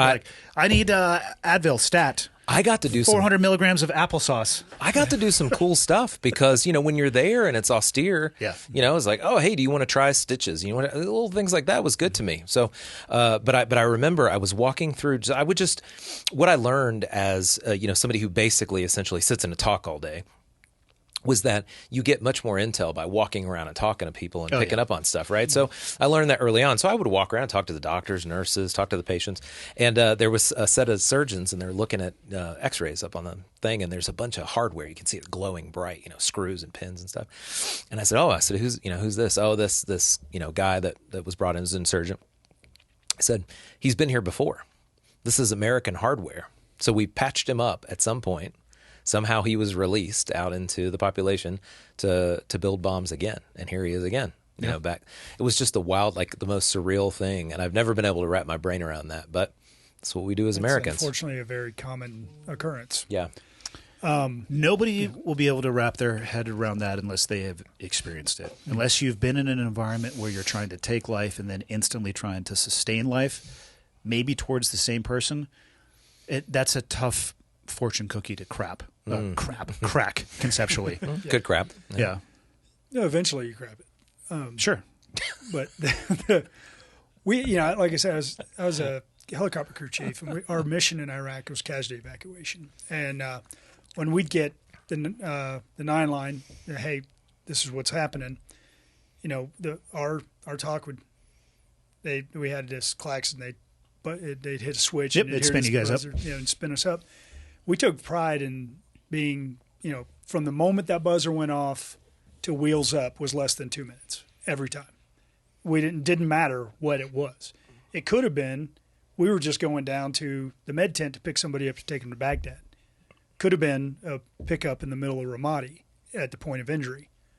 Could have been a terrorist that they jacked up and didn't quite kill, and that's who we were going to get. Yeah. It didn't matter who. Could have been civilians that guy jacked up. We don't know. We never knew Flona, but we put the same effort in every single time we took off. And it looked like chaos to anybody observing it, because that thing would go off. You'd have your primary that would spin up and fly away. You'd have the secondary that would spin up, and then you'd have the tertiary that would come up on the auxiliary power unit. So they'd have all their radios on and everything else. And if either of those two went down, they'd spin. So we had a backup to the backup. And but all of the avionics people, all the hydraulics, anybody who could support, take covers off, take ropes off, whatever, everyone was out there, all hands launching. Even the chaplain was out there praying as people taxied out. Everyone was part of this, and it was extremely well orchestrated and organized. It looked like chaos, but it wasn't. But again, we'd take off, and it didn't matter who it was. Our business was to go out and save lives. It didn't matter what that life was. That's what we were going to do. And but unfortunately, though, the narrative when we'd get rockets, the language behind that would change a lot. They would say things. They would call the launcher of that rocket a bunch of subhuman pejoratives that weren't exactly in keeping with the narrative of we're here to save lives. It doesn't matter who. It's just laziness. Yeah. I mean, honestly, at the end of the day, it's laziness. Yeah. I mean, yeah. But that's sort of the duality of war and the mindset that kind of comes that people, I think, struggle with later is like, we think about things one way, but then we also think about them this way. And now that I think about it, they seem opposite, And so I think some guys don't know how to internalize that and move on and be comfortable with the fact that we are a contradictory species. We do things we do things we know we shouldn't do, and we don't do things we know we should do. It doesn't matter how I don't know how you want. As a man of faith, I put that as that's our sin nature. However, anyone else wants to use their whatever language. We're just not perfect. We're imperfect. Not perfect. Right? Yeah. We're imperfect, and a lot of people just don't know how to give themselves grace around those things. And when we're talking about dehumanization of the enemy, and they're dealing with it later, it's really hard for someone to give themselves a little grace when they don't know how to process the way they felt about human life in the moment. Well, I mean, that brings us back to an opportunity to talk about what you guys are doing. We've been chatting for over an hour. I've not said a single damn thing about Gratitude America or why you guys reached out in the first place. Yeah, it's probably not a great marketing strategy to spend an hour BSing. But I don't know if we were BSing. I think we were unpacking and kind of just discussing complexities that would be hard for people who have not spent a good amount of time in service to understand. Well, it's fascinating, right? You just put a bunch of people in a room who just have a common, inquisitiveness, and an hour goes by. So I think to express, kind of what we do. I think you've had a lot of folks you're 400 some odd episodes in. You probably had some of the folks that we interact with, on here. So I don't want to belabor or have your audience listen to, the whole spiel on post-traumatic growth. But I think I started talking about my origin story, and I think it would be helpful if I just, sort of kind of continued the rest of that. So, well, you should, because from my understanding, you found Gratitude America as a participant, and now you are the CEO. Yeah. I so did. that is a story worth telling for sure. So essentially what happened, right? So, I joined, did some training, ended up deployed. And again, being in a talk or whatever, not in active combat arms, had some, IDF and, whatever, but it wasn't anything terrible. I was in Western Iraq at first and then Northern Iraq. And it was, it was fine. Working hard and kind of doing my thing. But, you just start picking up some of these little, we call them rocks in the rucksack. It's a, kind of common analogy. Start piling some rocks in there. And I already came to the military with rocks in my rucksack. I already had a heavy shit going on. I mean, I think a lot of us do. We tend to, as a group, fixate on this idea that our traumas are unique because of the military, and we didn't have any traumas before. And I think a lot of us came to the military with traumas. The military maybe put a fine edge on some of those. It's interesting you say that. I've had a lot of recent conversations. I think my old job was very magnetizing for people who had prior trauma. Mm-hmm. And I didn't realize it at the time, especially for people who, and I have absolutely no way to quantify how many people this applies to, but people who wanted to end the cycle of trauma cascading down on them. Yes. What an amazing opportunity to lateral it towards what everybody defines as an enemy, but it doesn't solve the issue of the trauma. And I think that's what a lot of people, they have an outlet for it while they're in. They lose that outlet, and the trauma or the rocks in the rucksack, which I like that analogy as well. And I also think it's worth noting that most people are putting the rocks in the rucksack themselves. They 100%. Externally want to blame a lot of other people, but they're like, backpack is down, and they're like, oh, that's a nice little river rock. We'll put that in there. Right. Yeah. It creates an interesting situation when they get out. And I don't think we ever have to unpack the entire ruck. Some of those rocks we want to hang on to. Do you think it's possible to even unpack the entire ruck? Why would you want to? I've never been asked that, but I don't think it's possible either. Because I think we love analogies, right? Metaphors. These are the way that people remember things. We talk about the analogy of the rearview mirror. Have you heard this before? Depends on where you're going with it. So essentially, when we're talking about struggle, right, is that for me, after picking up some combat rocks, if you will, basically I was driving the car, staring in the rearview mirror. Gotcha. I was looking in the rearview mirror, lamenting the loss, feeling sorry for myself, and not looking out the big windshield and the wonderful world that was ahead of me, right? So I was fixated on all those rocks. But, the cool thing about that analogy is that while we as an organization, and many great organizations out there are trying to help veterans and first responders spend more time looking in the windshield, driving the car, envisioning a great future, the rearview mirror is always there. I don't care how many drugs you take, how much you drink, how much therapy you do, that stuff's still going to be there. And so we just say that the rearview mirror is for reference, not for residence. We don't want to hang out there. We want to give it a nod. That. It helps us grow. Some of those traumas I want to hold on to because I don't want to forget, right? Like we were talking about the Israelis, never forget, right? We don't want to forget. We want to, but anyway, so for me, the way I ended up there was piling up some of these rocks in the rucksack, and I think what was really amazing was being reserve. You're in the military, and then very, very quickly you're back to your civilian job. So I remember I was in Northern Iraq, and an AK round came through. We were going across the fob to the airfield. I don't get shot at very. I didn't even have any kit on. Errant round comes in right in the, what do they call that? The pillar right in front of the mirror. Boom, and into the engine block. And it's like, oh shit, the A-frame. Yeah, is that what it's called? Right by the rearview mirror. So right in front of me, bam, hits this. And I'm not used to. I'm just not used to being shot at. So anyway, that really was heavy on me for a little bit because I'm like, man, I'm trying to get out of here. Like I can see the airfield, and here I am being shot at. And so that was like a Thursday. The following Thursday, I was back at this corporate office for this company I work for in the break room. So a week. Yeah. Through Fort Hood, transition out. Here's your 214. You're gone. It's such a disservice. It's crazy. No time to transition, right? So, on top of that, the unit gets dispersed over a wide geographical area. So it's not like you have your team in a team room to go hang. No, you're just out there in the wind by yourself. Yep. Now, there were some guys in my town, but they kind of cobble, especially at that time during the surge, they were cobbling reserve units together because, you've got some footprint, but it's not full. And anyway, so I'm in this break room, and these two ladies are complaining that they were out of the type of creamer, like vanilla or hazelnut or something. Tragic. And they really this was a bad thing for them. This was traumatic, It's all about context. Yeah. And that's what I had to learn though, right? Yeah. Is that, and I think that's where many veterans struggle, is that you've got a lot more context than the average bear. Going all the way back to earlier in the podcast when we talked about Thucydides, I've been to the hardest schools and other people haven't, and that doesn't make me better, but it gives me perspective. So I can't be mad at those two ladies for their day's ruined because their latte's not right or they don't have the right, cream for their coffee. They just lack the perspective. And you know what? I raised my right hand and said I was going to go do something greater than myself so that those two ladies could bitch about not having the right. So I can't really be mad, and I think that's where a lot of vets struggle. But it did mess me up, because I just didn't know how to process.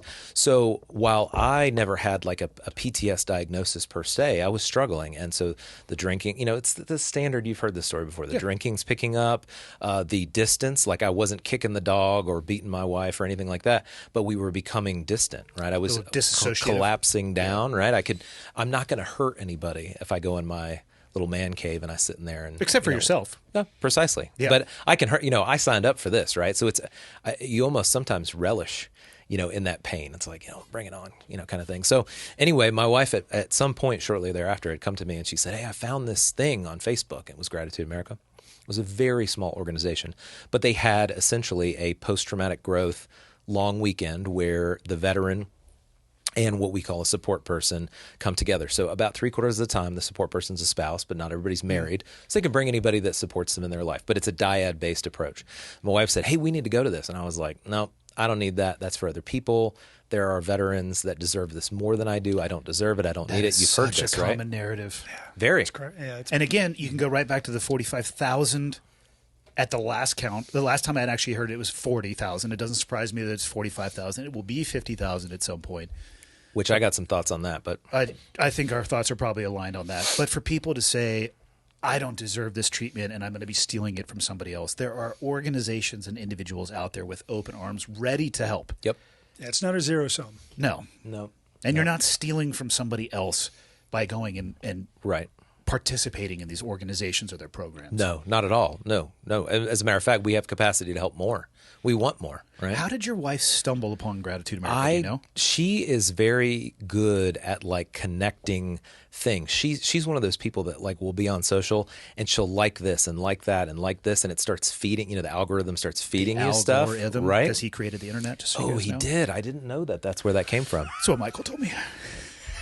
A wise man, true. Michael, once said, "The algorithm." Yep.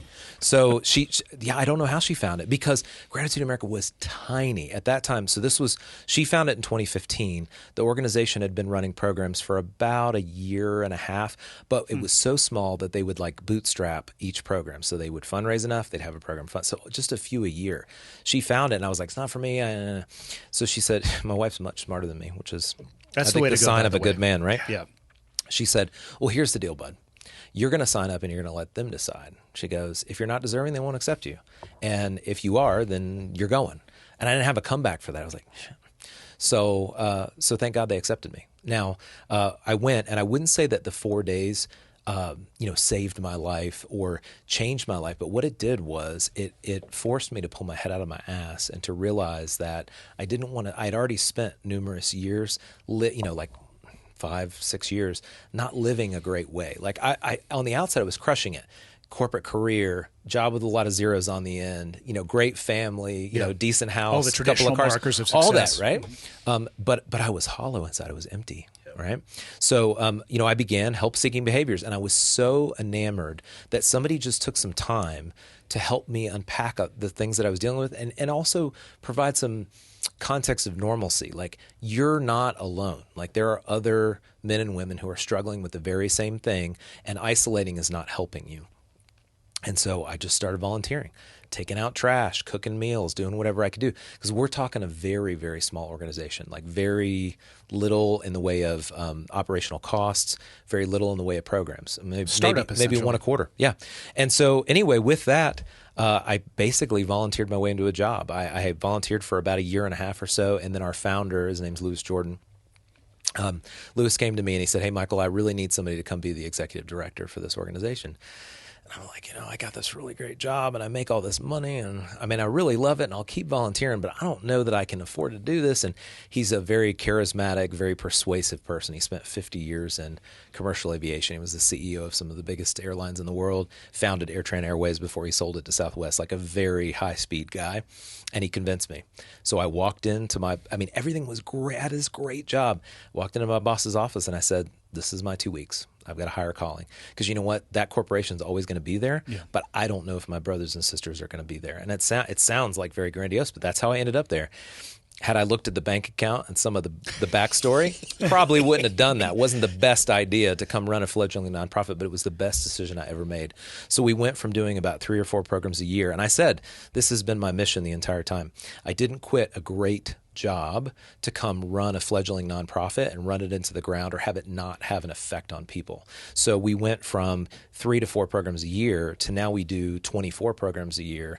We've helped thousands of veterans, and really there's nothing special. The secret sauce is the men and women that come together that help us run these programs, and that I think we just treat the vets a lot differently. Like coming back to something I said earlier, it sounded a little pointed, and I didn't mean for it to, but there's a lot of very well-intended nonprofits out there. Most of that 45,000 are VFWs and Legions. They go into there. And then a lot of really small nonprofits that have a lot of heart but no juice. It is very difficult to run a nonprofit. I mean, I have to pay thousands of dollars to accountants to not pay taxes. Our tax return is 40 pages long, but we don't pay taxes. So it's you're running a corporation. And so there's just the people with the heart struggle with the business aspect of it. And I think that's why I found some success is I did have a lot of business background, but also I was touched by the program. And I think where those two collided is where we've had some success. But I'm very proud because we don't treat the veterans with kid gloves. I was telling Chris on the way over this morning on the drive, we will see consistently vets come to our Warrior Path program, especially because we're living with them for 7 days. They show up with the cane and the knee brace and all the stuff.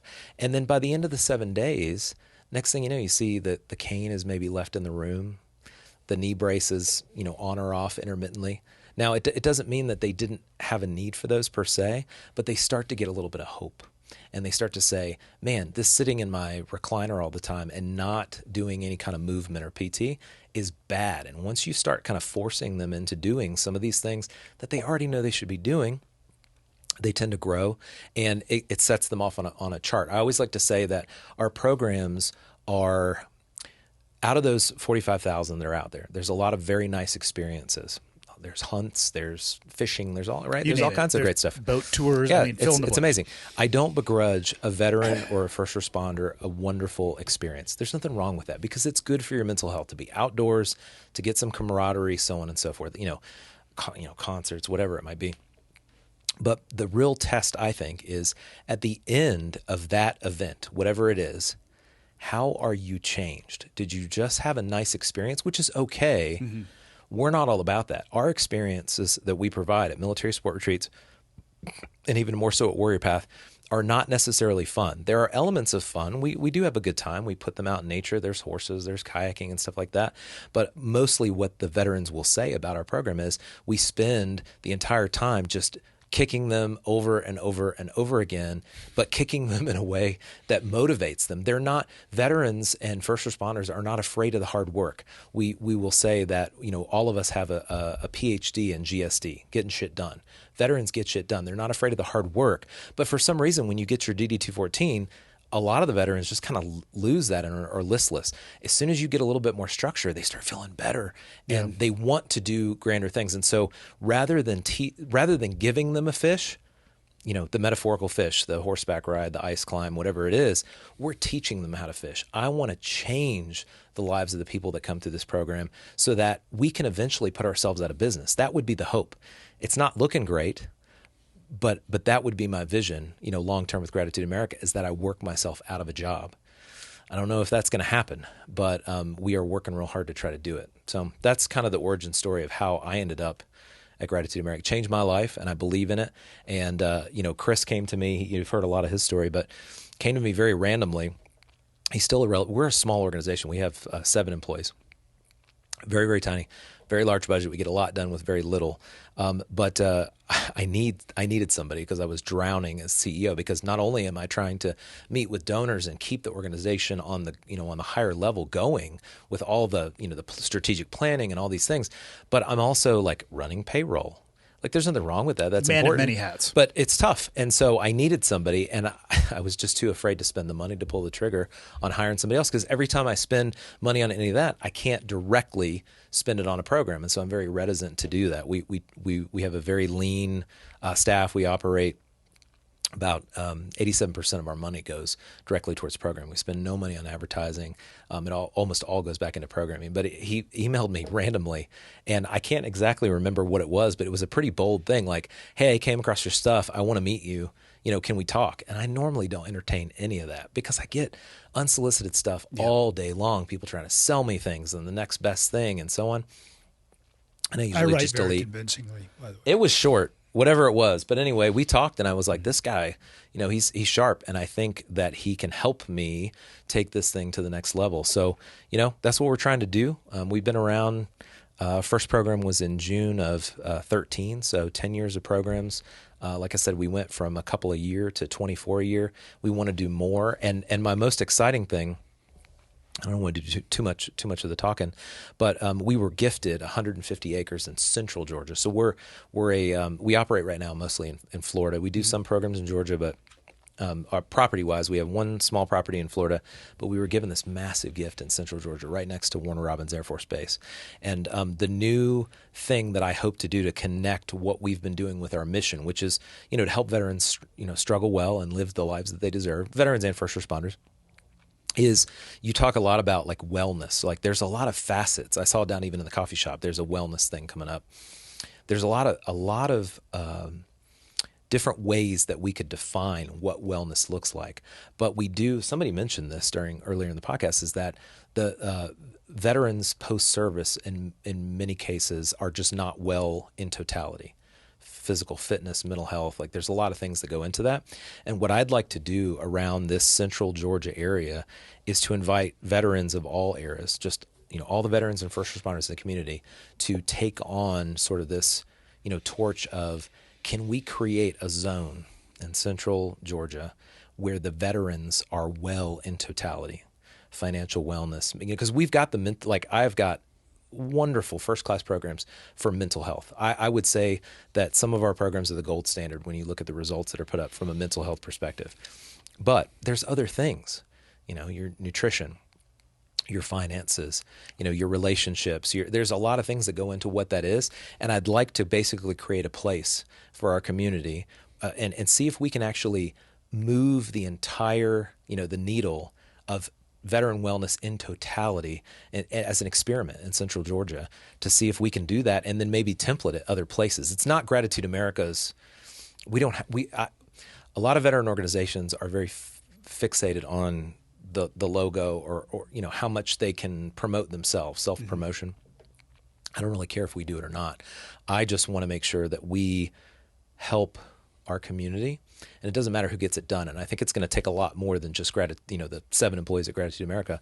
But that's my newest vision. And Chris has done a lot of work with our acreage there.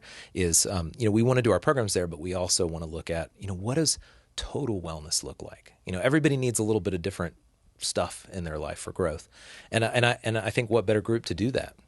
We're, like I said, we have PhD and GSD. Like, life is not hard. It's just hard work, and we're not afraid of the hard work. It's going to be difficult, but I think the men and women that raise their right hand and were of service to their nation can also be of service to their family, to their community. But if they're a little listless and they're lost now, we just got to grab them by the neck and kind of pull them along. So, one of the things I put out there to him to convince him to hire me was that this idea that comes from my research during grad school, where we found we get data from 7 states. We're basically death data of everyone who died in these states. We sent that to the DOD with Social Security numbers, and they sent it back and said, these people are veterans, these people are not. So there's a cutoff on that. Anyone who served prior to 1970 or got out prior to 1971, they're not in the record for various reasons that we don't really need to unpack here. But the point is, so that year and that service era to now is the data we looked at with veterans. And there's some misinformation going around about that, so I'm not going to dig into that. And you can't take data from 8 states and extrapolate it up to any sort of national rates or anything like that. But what we did see was a consistent pattern across states that were very different. So there's definitely some Your phone's ringing. Rookie move. It's not a big deal. We'll cut that out. It's just a national podcast. I'm just kidding. No. I'm not cutting that shit out at all. No, I'm okay with it. I'm okay with it. Remember, I'm not perfect. None of us are. But anyway, back to the data. Talking about data. 8 states. What we found in these patterns were back to that Butler quote where the doctor said veterans are dying of everything faster. Well, the entire study was supposed to be about veteran suicide. And what we found was veterans are still dying of everything faster. So we have suicide, we have opioid overdose, intentional or not. You can't really determine that in most cases. But also heart disease, renal failure, diabetes, and in this list of sicknesses that sort of dropped out that veterans are dying earlier of, all of them go back to wellness. It is essentially people not taking care of themselves. These are all preventable illnesses that people, if they had kept their pattern of fitness as they left the military and not just let it go off a cliff. You've seen people who are in shape before and they stop working out. They go over a cliff much faster than people who weren't already in shape. Or at least it seems like it to me. Yeah, the momentum's a bitch. Yeah. Either direction. Mm-hmm. And so all that to say, we keep looking at things like suicide rates. We do all these awareness campaigns and everything else. Well, we're about as aware as we can be, and we're about as data saturated as possible. And we still haven't solved the problem. In fact, it's only gotten worse.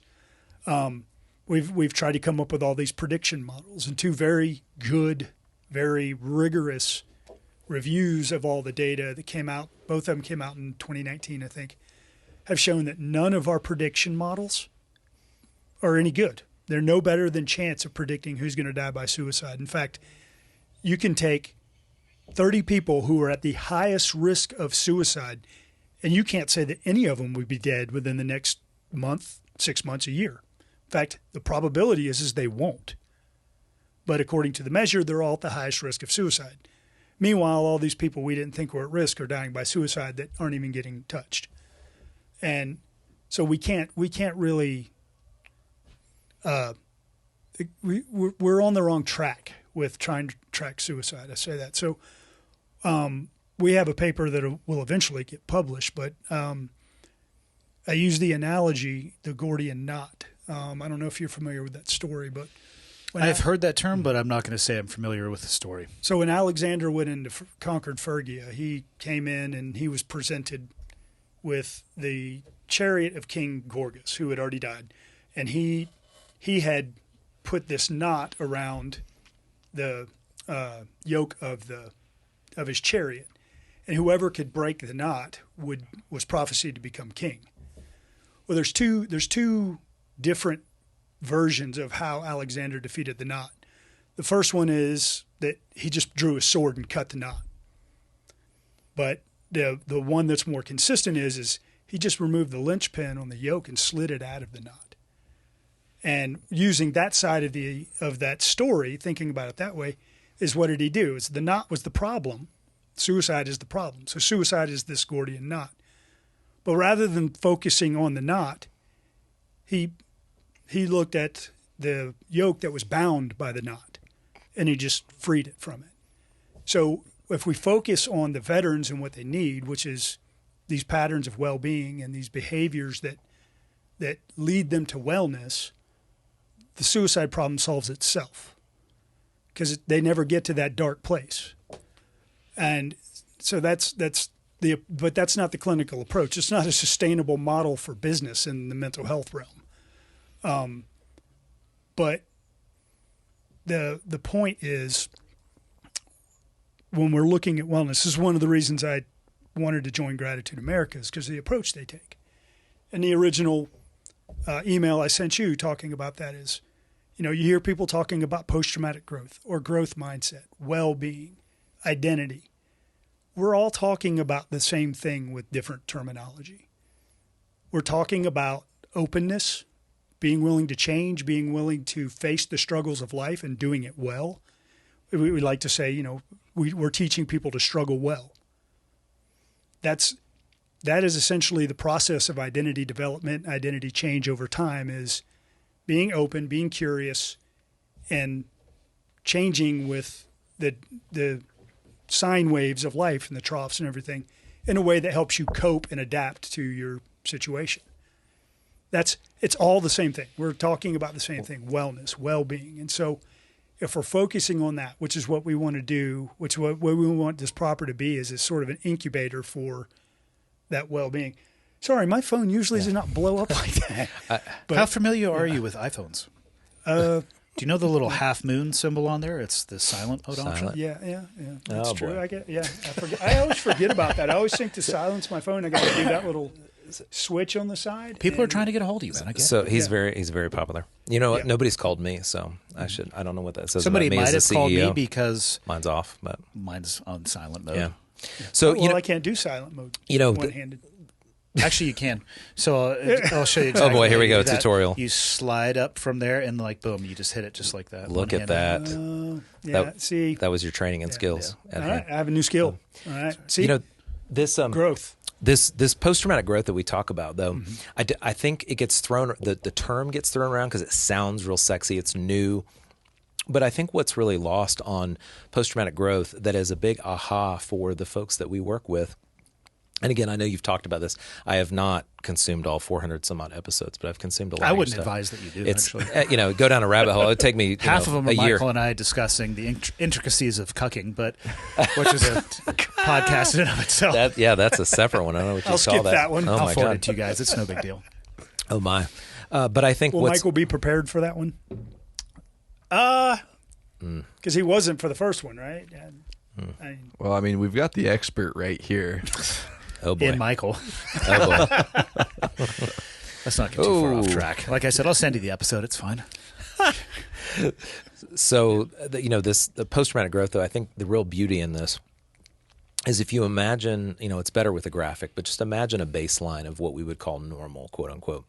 And this baseline, exists. And when we think about post-traumatic stress, something traumatic happens at that normal baseline, something that shakes you to your core and sends you deep down below this normal line, right? And you're down, you've taken a knee, you're struggling, all the things that and the audience knows comes with that. The traditional mental health model is to try to, and because we don't bag on clinicians. There's a space and an opportunity for clinicians for sure. However, earlier in the podcast, you were talking about like these ancient warrior traditions that have been lost.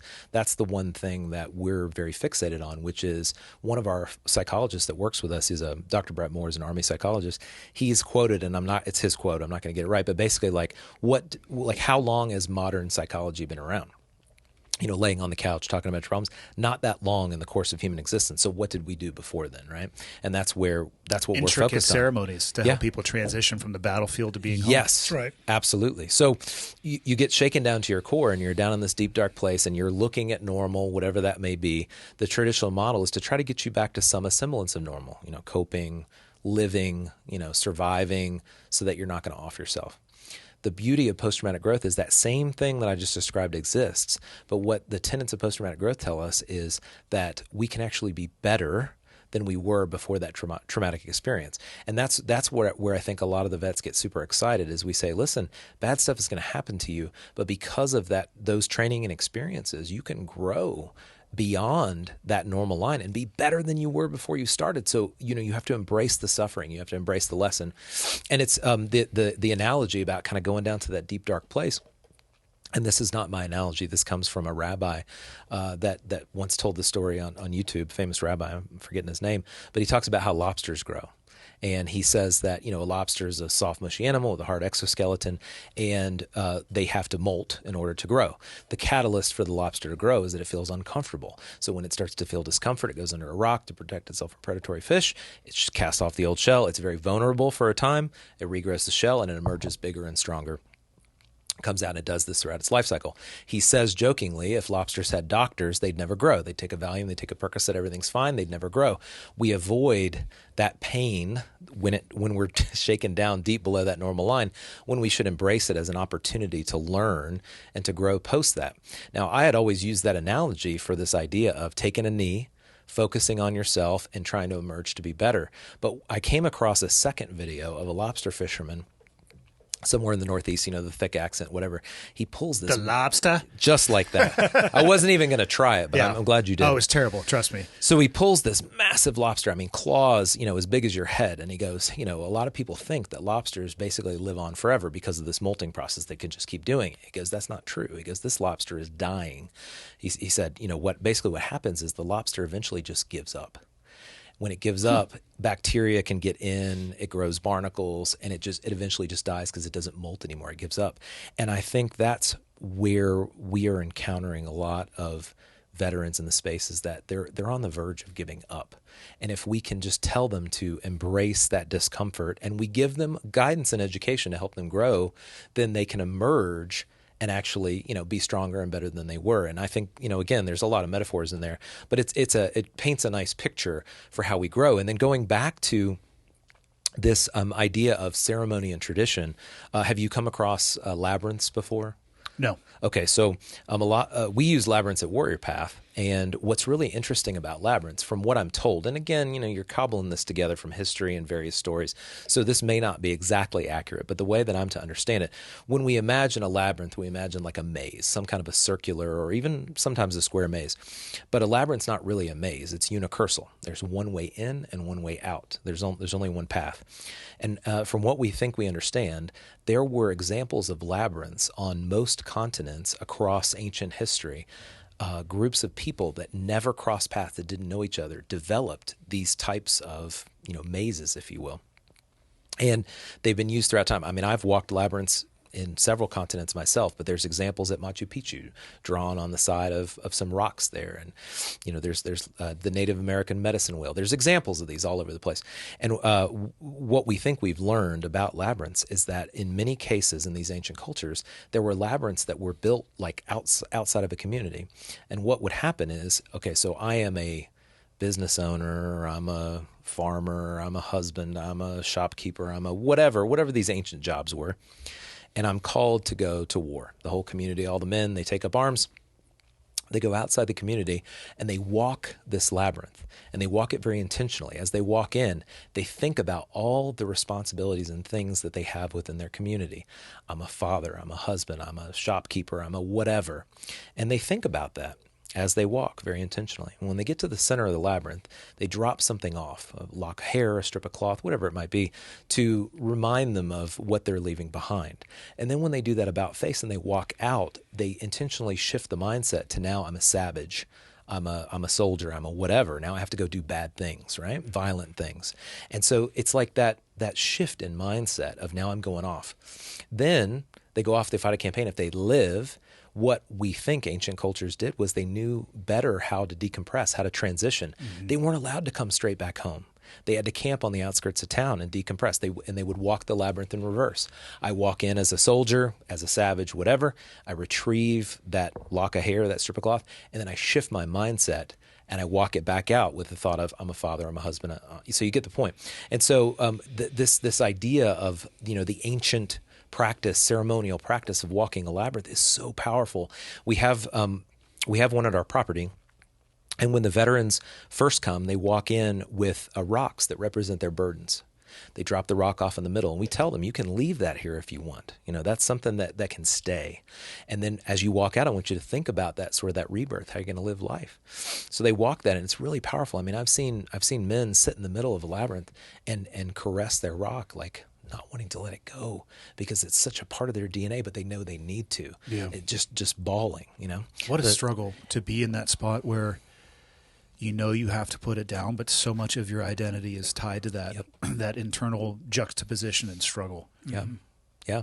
I mean, that rock represents a lot of things for people. And I love the intentional nature of that. When do you guys think, and maybe in your studies you have come across this, but when did uncomfortableness in any way become the enemy of our society? Probably the modern era. I mean, What would you call modern era? Post- 1900s? post-World War II. post-industrial, yeah. you know, and I think, you know, we hold up the greatest generation as some sort of archetype of success after war. And I've been asked this question a lot: is why do you think our grandfathers did so much better than us? Why do you think they dealt with the war so much better than we are? Vietnam and GWOT veterans are dealing with the war.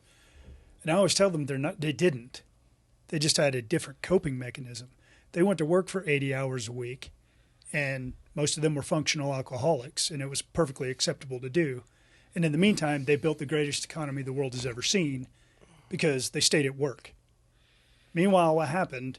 We built wealth. People grew comfortable. Their children grew up in a very comfortable life. They didn't have to worry about not having food like the greatest generation did through the 30s and the Depression. And by the 1960s, we see all these people, these spoiled kids, spitting on soldiers in the airport and everything else. And, you know, I don't want to take that too far, but the point is somewhere in there, you know, they called that generation the me generation, not the greatest generation. There's kids. So the people of the 60s, they were the me generation, which basically everybody started looking inward rather than looking outward. You know, people used to, the way we function in society was how do we serve others? Well, since that generation, and unfortunately those are the people that are still in charge of our government and everything else right now. It's like the classic, what is it? It's easy times create weak men create hard times create hard men, and it's this dragon that eats its own tail. Well, we keep talking about Warrior Path, but it's grown so big. One of the folks who has contributed a lot to this idea of post-traumatic growth was Charlie Plum, the naval aviator who was at the Hanoi Hilton, right? I think he spent over 2,000 days. And, you know, we show a video to the vets, and one of the things he says is, you know, that the 8 foot by 8 foot cell that I was in was actually, you know, not really the prison. It's the prisons that we put 8 inches between our ears. For sure. You know, and so sometimes we're our greatest enemy, and he closes that video, and it makes me cry almost every time, as he says, struggle is a terrible thing to waste. And that should be a mantra for our generation is let's not waste the struggle. Let's harness it. So, well, you could almost replace the question that I'd asked you, in your studies, when did uncomfortableness become the enemy of society? You could almost switch out that term to struggle for a lot of people. I don't want to blanket everybody. I hate broad and non-prescriptive terms, but there is so much value I have found in my personal life through struggle and working incredibly hard. But somehow, for so many people, life has become almost a journey to avoid struggle in any way, shape, or form, and I don't understand where that came from. So there's 2 interesting things to think about. First, part of the answer to the question is through the 60s and 70s, they were trying to figure out studies of motivation, what motivated people. And I can't remember the guy's name, but he came up with this idea that in life, people, and he tried to paint, and he painted with a broom, like you like to say, that life is all about seeking pleasure and avoiding pain. Which sounds like a good ad for Valium. Yeah, and to me, I mean, when we joined the military, we're self-selected into a population that doesn't seek comfort. By definition, I mean, for clarity, I sought comfort at every opportunity while I was in the military. My job was very painful at times, but I'm looking for the bougie opportunity as often as possible. Right. But but that's probably louder for you because of how much time you spent being uncomfortable. So it just gave me a greater context and appreciation for today I'm sleeping on rocks, tomorrow maybe an air mattress. I will appreciate the hell out of that air mattress. But when you approach life from that idea of life is all about seeking pleasure and avoiding pain, the result is you don't know how to deal with that pain when it comes. But how can you even deal with the pleasure if you haven't experienced the other side of that equation as well? You need the pain to appreciate that's right. the pleasure. And that's so we have a lot of young people that don't know how to appreciate our society and how comfortable we really are in America. It's like, go look at the streets of Israel right now. Yeah. We're essentially insulated from that for the moment anyway. And a lot of kids are still denigrating how evil America is. And it's like, you have no idea what you're talking about. Spend time in these foreign countries. I mean, even countries that aren't even third world, it's still a very different existence. I mean, our poorest people live better than 80% of the rest of the world population. Yeah. Well, that's the coffee creamer, right? Mm-hmm. The idea of what I was talking about earlier, is when you have been in austere conditions, you've slept on rocks, you appreciate the air mattress or a very comfortable bed, and that perspective seems to wane pretty fast. I mean, I live in Florida, it's hot there, but I remember being in the desert, right? It was 130 degrees on average, saying, I'll never complain about the heat ever again. And, a couple of summers in, it's so hot in Florida. It kind of fades on us. But, what emerges, and not to always bring this back, but I think it's a great lesson for the audience is that, there are things that emerge, this post-traumatic growth, there are things that emerge. Appreciation for life, appreciation for the little and the big things in life. It doesn't always have to be grandiose. A nice cup of coffee, an air mattress when you didn't have one. Those are things to appreciate. Air conditioning, right? Deeper relationships. That's another thing that emerges from that. Because I have lost, I can love. Like, I should be the best father and husband ever because I've seen, the worst that the world has to offer. Spiritual and existential change. People get real, scared of talking about religion because it's kind of a taboo topic for some people.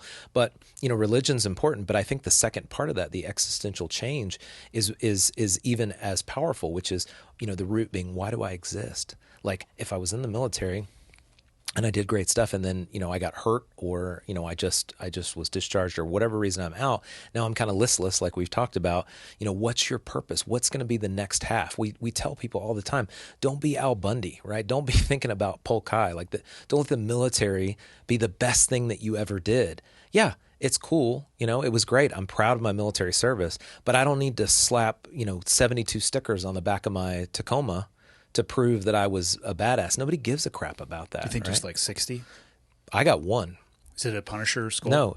No, it says I fought. You know how people have the Afghanistan or the Iraq ribbon, Afghanistan campaign or whatever. I am familiar with it. You have this? Mine says. I did not say I have it. I said I'm familiar with it. Mine says I fought and stuff. I like that. Yeah, I did it. I've got ribbons on my Georgia plates, but that's because they were free. I would have had to pay for just a plain plate, but I got free plates. Freeze for me. But anyway, so this idea. idea. Are you sure his PhD isn't in excuses? Mister, I can't turn silent mode on my phone with one finger and my plates were free. Was that $20 plates? I'll Venmo you $20. Oh, wow. The benevolent Andy Stump. Fair enough. The benevolent Andy Stump. Yeah. You know what I was thinking about when you were talking about the situation with the coffee creamer? Mm-hmm. I look at the experiences that I feel at this phase of my life, and maybe it has shifted in the time since I was in and the time since I have been out. I've been out for just over 10 years now. I look at the experiences that I had as an absolute gift. Mm-hmm. And not that I don't sometimes get spun up over stupid shit. Everybody does. Yeah, everybody does. And again, I just think we'd be so much better as human beings if we could acknowledge our shortcomings and recognize that we are all imperfect and a work in progress. But what a gift for you to be able to be in the room where the women are talking about the coffee creamer and it's not going their way. For you to have such a greater perspective and context. And if you can find a way to impart that knowledge or gift what you have, let's say it's a big piece of cake, I guess, because you can cut it up, and you could serve a piece of that cake to other people and do something with that gift. I wish people could see it for what it, in that lens, as opposed to a burden. Mm-hmm. Even though I think it's equal parts both. I do believe that there is a burden associated with it. My personal belief is that if you touch war, it touches you back. It puts an indelible fingerprint on you that you can't wash off, but I don't know if you should try to wash it off. Mm-hmm. But it does change you. It's if you get into a place where you are making decisions about taking human life, you will not be the same person on the end of that. But I think you can be a better person because of those experiences. You could impact and influence people who think that not having the correct type of creamer is a catastrophe. I'm not saying I have the model or recipe to do so, but I think veterans, a lot of them have a gift that they don't even recognize. We focus on sort of the graduation from our programs, both our military support retreat, which is the 4-day programs where veterans bring a support person, and then the 7-day warrior path. You know, the ultimate goal is that the veterans and the first responders become an expert guide at home. That's what we call them. That's the pinnacle. And what that means is that you've kind of worked on yourself, and you've got to a point where you are struggling well. And because we are people who have struggled, we can obviously identify others that are struggling. And because we've been to the severest school, like Thucydides said, we are in a much better capacity to help those that struggle. You know, like you said, it's only a very small percentage of people that served. And Super small. There's a lot of vets that are like, I only like vets, civilians suck or whatever. Well, guess what? The world is full of a lot more civilians that you're going to interact with, and you can't carefully curate your life to spend your time. I mean, it's great sitting around a room of vets. Like, I love it. It's awesome. But imagine that mousetrap you put yourself in if you say, I hate civilians and I only like vets. Good luck with that, I guess. Right. Exactly. And I've heard some of your friends, I won't name them by name, but on some of the podcasts, I've heard them say they just don't think it works to hang out with civilians and stuff like that. And I find it kind of disappointing. But at the same time, you look at their context, and they have built businesses around what they their gifts and their skill sets as ancillary veterans. To their military experience. Yeah. Right. And it's that's good for them, and they've made it work. But not every veteran is going to have that opportunity to build a company and a business where they get to surround themselves by a bunch of veterans. For sure. But most of us are going into a workforce where we're the minority, and we have to make it work. And it does work. And we have to get that narrative out of our head. The military makes civilians a stigmatized other. But since I've been out, like I said, I went back to that one company, a company I got fired from. But I, to my dying breath, will say some of those men were the best leaders I ever worked for. Here's a controversial opinion. The military leadership model is potentially one of the worst ones that there is. Conversely, in some cases, some of the best that it is. Best applied in a very narrow skill set. Exactly. Let's look at the military model. And again, this is through conversations, and my mind has shifted on this because when I served in the SEAL community, and I say this often when I publicly speak, the best leaders that have ever been exposed to in my life were in the SEAL community.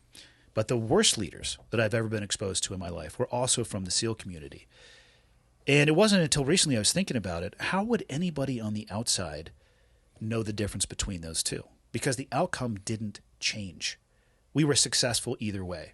The great leader, through whatever tact and path they were able to influence their personnel, successfully accomplished the mission. The terrible leader, almost everybody else picked up the slack, and we succeeded in spite of that leadership. But to an outside perspective, the end state was exactly the same. Mm-hmm. And then you take a greater look back at the community that I came from. To be in that world, you have volunteered multiple times, gone through selection courses and crucibles. The amount of buy-in from that organization is probably not possible to replicate legally in the civilian world. That's true. You just can't treat people and force them to do those things. But if you make it through that filter, you are so incredibly bought in that you will pick up the slack for that shitty leadership. Mm-hmm. And then if you take it to a conventional military force in general, let's be honest about the leadership model of the military. It is very directive in nature. It is very consequence-based. Do this or else. And even in whatever branch of the military you go into, you do have this transition where I'd kind of describe it as a me-centric world to a we-centric community, like you said, the military will strip you down a little bit, break your sense of individualism so you can work inside the cog or the wheel of whatever service you might be in. So there's even that level of buy-in as well. Go work the coffee shop that you guys were at, as an example, which is my first foray into having people work for me. And for clarity, we have a management staff that's underneath myself and my business partner, Denver. We own the coffee shop together. We have a management team that is working underneath us. I'm not directly involved in the hiring or firing. But I can tell you right now, having seen some churn of the staff, the military model of being overbearing, of being consequence-based, of being able to talk to people in kind of whatever terminology you want to because they're contractually obligated, falls flat on its face almost immediately. Because there are people there because they need a job. Because from an economic perspective, they have to have a job. There are some people there who are super tied into the the Black Rifle Coffee brand and everything in between. And if you push them hard enough, they will give you the middle finger and they will walk instantly, which is an option we didn't have in the military. So it lets you get away with dog shit leadership. Mm-hmm. I think it comes down to, commitment versus compliance, right? It's not just the military model. I mean, I used to teach this to executives all the time. You can make people comply because you can hold their paycheck over their head, and that'll only get you so far. Yeah, I was going to say for a short period right. of time. It only gets you so far. And I think the same thing with the military too. I mean, you can yell at people and you can order them to do stuff, go to war, go to jail, but that also only seems to last for a certain amount of time. When you get a dysfunctional unit, or you get people that turn on you, and as a leader, or God forbid frag you, or whatever it might be. But it just doesn't generally work. And I think that but it's a community that's looked at as if we have we have the golden key to unlock the leadership paradigm. And we tell her the military tells itself that. It does, and then it falls flat. I mean, how many times have you seen somebody leave a military environment and you go into a civilian environment and it just is like fingers on a chalkboard, and it doesn't work and it falls apart. It's just you have to adapt and mold and fit in the environment that you are at. In the military, one of the things I think people struggle with when getting out of the military is it's a really task-based community. And by that I mean people are presenting you with the tasks. Even the leadership positions that I got into later in my military career, the vast majority of the time, I was not determining the tasks that I was presented with. I was receiving those tasks, and then you could aggregate them out. You leave the military, and you find yourself a little bit listless because now, especially if you're going to go into a business on your own, because maybe you have an experience in the civilian world, and it went not the way that you wanted it to. So you say, you know what? Fuck this. I'm going to do it on my own. If you spent 10 years, 20 years in an environment where people are consistently handing you tasks and now you have to figure them out on your own, that's a struggle. And I say that from my own personal experience. It was a very hard shift in the thought process of instead of looking for somebody else trying to present to me things that I needed to do, because I can knock down tasks like a motherfucker. I can get stuff done really well, especially if I have boundaries and this is what I'm supposed to do. But then you have to figure out what you have to do on your own right now. That didn't go so well to start with. Yeah. And I think that, again, it ties into that identity. Yeah. They yearn for that environment of being presented with that task, and they associate it with the military. And it can tie into that compass that starts to spin. Yeah, and their identity is – so identity – a lot of people misunderstand things. Identity isn't necessarily the essentials of who you are. Identity is it's a negotiation of this is who you perceive yourself to be, and you present it to the world, and the world will either confirm it or not. We've all met that person who's trying to be something that they're not, and we don't reciprocate and say, hey, yeah, okay. We don't affirm that presentation of identity. And so ideally what will happen is when it's not affirmed, they'll make an adjustment and it'll become more in line of what their values are, who they really are, and more in line with their personality, because personality and identity are different, but they have to have some certain amount of crossover before there's some dysfunction. But the point of all of that is when we're out there trying to present our identity and we're still presenting the military identity, the civilian environment is not going to affirm that identity. In fact, they're going to reject you whole cloth until you get out of your own head, get out of your own way, and start making that adaptation, giving the people around you a little bit of grace to recognize they didn't get the same training you did, but they did get training. They may have gone to they went to a different school. or they got they went and they got another job and they worked their way up to the position that they're in. Just because they don't have everything, to use that very annoying phrase, dress right dress, and looking a certain way, doesn't mean that they're not effective. I had this one guy on the campus who was mad at the print shop manager because she didn't have a morning meeting and things were kind of all over, and he didn't know the plan of how things were going to get done. And he went on this long tear about it. And then at the end of it, I was like, so how many orders have you missed? How many deliveries did you not get done? It's like, well, no, we never miss orders. We never miss deliveries. It's like, okay. Is the end result the same? In fact, it might be a little better than what you're asking for. That manager isn't trained to do it the way you think she ought to. Yeah. But she's clearly effective because you're making all of your quotas. You're making all of your deliveries. So what are you complaining about? And the only complaint is it's not lining up to how he views himself. It wasn't his way. It wasn't his way. It wasn't his way of doing things. It wasn't his way of being. It wasn't his way of dealing with the world, which is essentially an identity.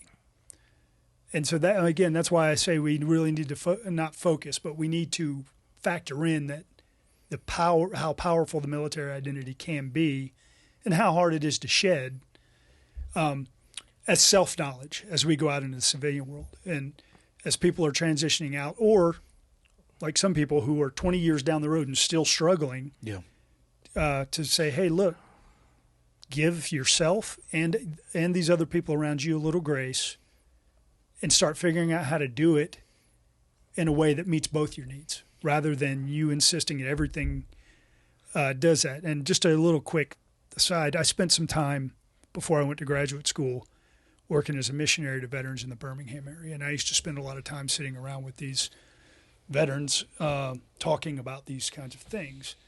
And I had this process I'd take them through. It's a series of questions, and I won't go through all that, but what I always sort of short form boil it down to this is, so tell me again why all 4 of your ex-wives and the 20 bosses you've had were the problem. And, of course, I holds up a mirror, and they're like, well, crap, I'm the only common denominator in that. It's the hallway analogy. Every room I go into is full of assholes. It's shocking how that happens. It's shocking. Yeah. And so what's shocking is people can't realize, oftentimes, absent external input, that they are, in fact, the only variable. Right. Yep. And so when you get them to that point, what I do is I kind of get them when I could see that they're at that point, then I'd let them off the hook a little bit and be like, okay, what could they have done differently to make it better for you? And if they'd have just done it like this, or if they'd have done it like that, talking about their marriage, talking about jobs. Yeah. Then I start really pulling on that thread with them is what's the this and then that they're talking about. And invariably, it always came out they wanted things to be the way they were in the military. Whether they did a 20-year career or they did 2 years because they were a draftee in Vietnam. It was still the same. It was that powerful for some people. There's some factors that go into that, and it's on a continuum, but it was rooted in this sense of self that they had that they thought the rest of the world needed to conform to. And I called that process making the fish know it's wet. And so once they kind of knew they were wet and sort of realized, okay, it's on me to put in that work. The world is not going to conform to the way I think it ought to be. So I have to start doing a little work to not necessarily conform to the world, but at least find a way to move through it without just destroying every relationship that you have. And so there's a lot of different ways, and each person needs different pathways and help to get there. And that's one of the reasons, again, why I reached out to Michael was because I saw the work that they were doing. It didn't just line up with my research. It lined up with my experience of working with veterans, of knowing what it took to get them past that, to make that fish know it's wet and to say, okay, how do we get you to a point of flourishing? Because back to the clinical model we were talking about, that's the limits of the clinical model. It's good for certain things, but it can only get a person to a point of stability. It can't get them to a point of flourishing. What it may do is pull them back from the edge and keep them from eating their gun. But if they're going to flourish and they're going to grow and they're going to work on their marriage and make that very important relationship central to their lives, the relationship with their kids, their coworkers. They need to be able to get over that hump and move through that and figure out how to negotiate that identity with the world so that it's affirmed. And it can't be, it's got to all be my way. We know that. Well, and when you talk, when you talk about identity, I think that's the thing that a lot of veterans are scared of, is that, many of these organizations, Gratitude America included, is trying to turn them into a civilian. That would be the worst thing we could do, right? That identity Also is not possible. No, because you're different, right? And the world needs different, and we want you to be different. So we want to teach you how to repurpose those skills and be a warrior at home. And so I don't want to get off the philosophical train, but one thing I'd be remiss in doing is just, we talked a little bit about what we do. We are, we're based in Florida. We do programs in Georgia and Florida, but your audience is obviously very vast. And I just wanted to make sure before I went that I shared that our military support retreat program is in Florida and Georgia. We are a small organization, so if you come to us, we will take care of everything. It's a first-class program, but we're limited on being able to pay for flights from Alaska and that kind of stuff. So it's a bit limited. But the Warrior Path program, which we've talked a lot about, and I think you've had other guests on who also participate in Warrior Path, is that Gratitude America is part of a grander network known as the Avalon Action Alliance, which is sites all across the country that offer Warrior Path. And so there's one in Washington State. There's one in Arkansas. They're all over the place. Gratitude America is just one purveyor of Warrior Path. So if you come to us, Gratitude America, we can fly you to Warrior Path, but because there are so many places that are offering this very same program, the program is the same in Washington State as it is in Florida. It's a little warmer down in Florida, but essentially, the programming, the objectives, it's all the same. And so, if anybody is interested at all in either of these programs, just come check us out. And if we can't help you, we will find you, the right place. People that are part of our network, and also if you have traumatic brain injury or undiagnosed traumatic brain injury, there's another 8 sites that are part of this Avalon. This cool thing about this Avalon Action Alliance is just this conglomerate of different nonprofit organizations that have all said, we don't care about the name of our organization. What we care about is trying to help our community. And so nobody gets the glory. It's just about healing veterans. And so, we'll find you, the help that you need. And so I think it's really great. We're able to grow that exponentially. And a lot of things that we've talked about are things that we address, throughout our program. And, we're not going to solve it on our own, but it's going to take a lot of folks, not just getting the word out and raising awareness, but also veterans having a shift in mindset and embracing sort of that warrior spirit at home. I wanted to make sure that I got that in because it's I think having this platform, it's been really awesome to be able to share. And I don't think I ever even said how to find us or how to get to our programs. I mean, I was going to ask you guys before we were done. Yeah. Okay. I knew he was going to finish with that. What are you going to do with your PhD when you're done? It's just going to be a little bit, at this point, I'm finishing my PhD because I'm not going to waste the last 6 years of my life. And it's important to me. And I think, it'll give me the credibility when I talk about these things, because I'm not going into academia, but I'll still need to be talking to academia because this is a program that works and we need a lot more of what works. And so finishing my PhD, I already have a lot of the training. I finished a master's already. And I have by no means have it figured out. But the point is, I know how to speak that language now. And I've been trained in the vernacular that, the clinicians use and everyone else. And so it will help me represent Gratitude America by bridging that gap of the clinicians versus what we do, which isn't clinical. Yeah. With your personal experience rolled in there as well. It's more it's more sociological than it is clinical. And so that's and to be honest, when it comes to part of my job will be development and talking with donors and things like that, or generating grants. Having PhD behind my signature will help. A doctor, if you will. Yeah, something like that. Dr. Chris. The research is important because it's where the dollars come from. I mean, you can have all the feel-good programs in the world that you want, but do they really work? Yeah. Right? I know in my heart that, that military support retreat changed my life. It really did. I can attest to that. I mean, obviously I changed my whole life course because of that. But does it really work? And so, he's lended quite a bit of great information through all of his research. And you talked about like all the suicide stuff that's out there, the research. It's fascinating, to really dive into the nuance of, where is the root of some of these things, and can we address those, along the way. So he's taught me quite a bit, and we don't want to get too brainy, but I think it's really important to capture, does this work? And if it's not continuing to invest in stuff that's really not having a payoff.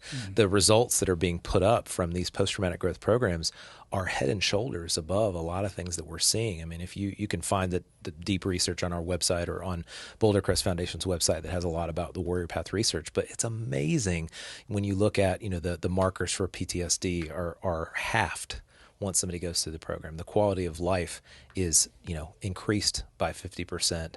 The substance abuse is, fallen off a cliff. That's really good stuff. That's what we want to be doing. And so it's really great to have not just Chris, but a lot of folks, within sort of our network that are researching. And we are just collecting tons of data and sharing it, not just with outside organizations, but with the VA. The VA is very interested in what we're doing. The VA can be almost a four-letter word to a lot of vets because, many of us have had poor experiences, but there's billions of dollars that the American taxpayer has put in there for our benefit, and we can't just write the VA off, Well, let's be honest, too. Some people go and view the VA as an antagonistic organization from the get-go, and they drive a lot of the result that they get from it as well. Sure. Yeah. There are people who I know who have had spectacular stories of support and help from the VA. My dad, actually, right now, they just moved up here from Santa Cruz. He's had great results from the local VA network in town. He's getting an eye surgery next week. Appointments are falling in line. Like, it's a success story. And I know plenty of people who have horror stories. And I know quite a few of them that went in there with a chip on their shoulder about the size of the Titanic. So they got the result that they probably were looking for. There you go. Yeah. Self-fulfilling prophecy. Yeah. And, the VA, it needed to reform. It still needs to reform. But one of the things I always offer people is it's like trying to change the load from one pack mule to another in the middle of a raging river. It's hard. It takes time. And there's a lot of people within the VA who are working extremely hard to make that happen. And they're wearing themselves out for the benefit of the veteran. So if you're going to go walk through that door, maybe take that chip off your shoulder a little bit and cut some people some slack. There's some people in the VA that probably should just go away. But for the most part, most people that they meet, they got a battle they're fighting too, and they're fighting a lot of that battle for you when you walk in there. And maybe you ought to keep that in mind.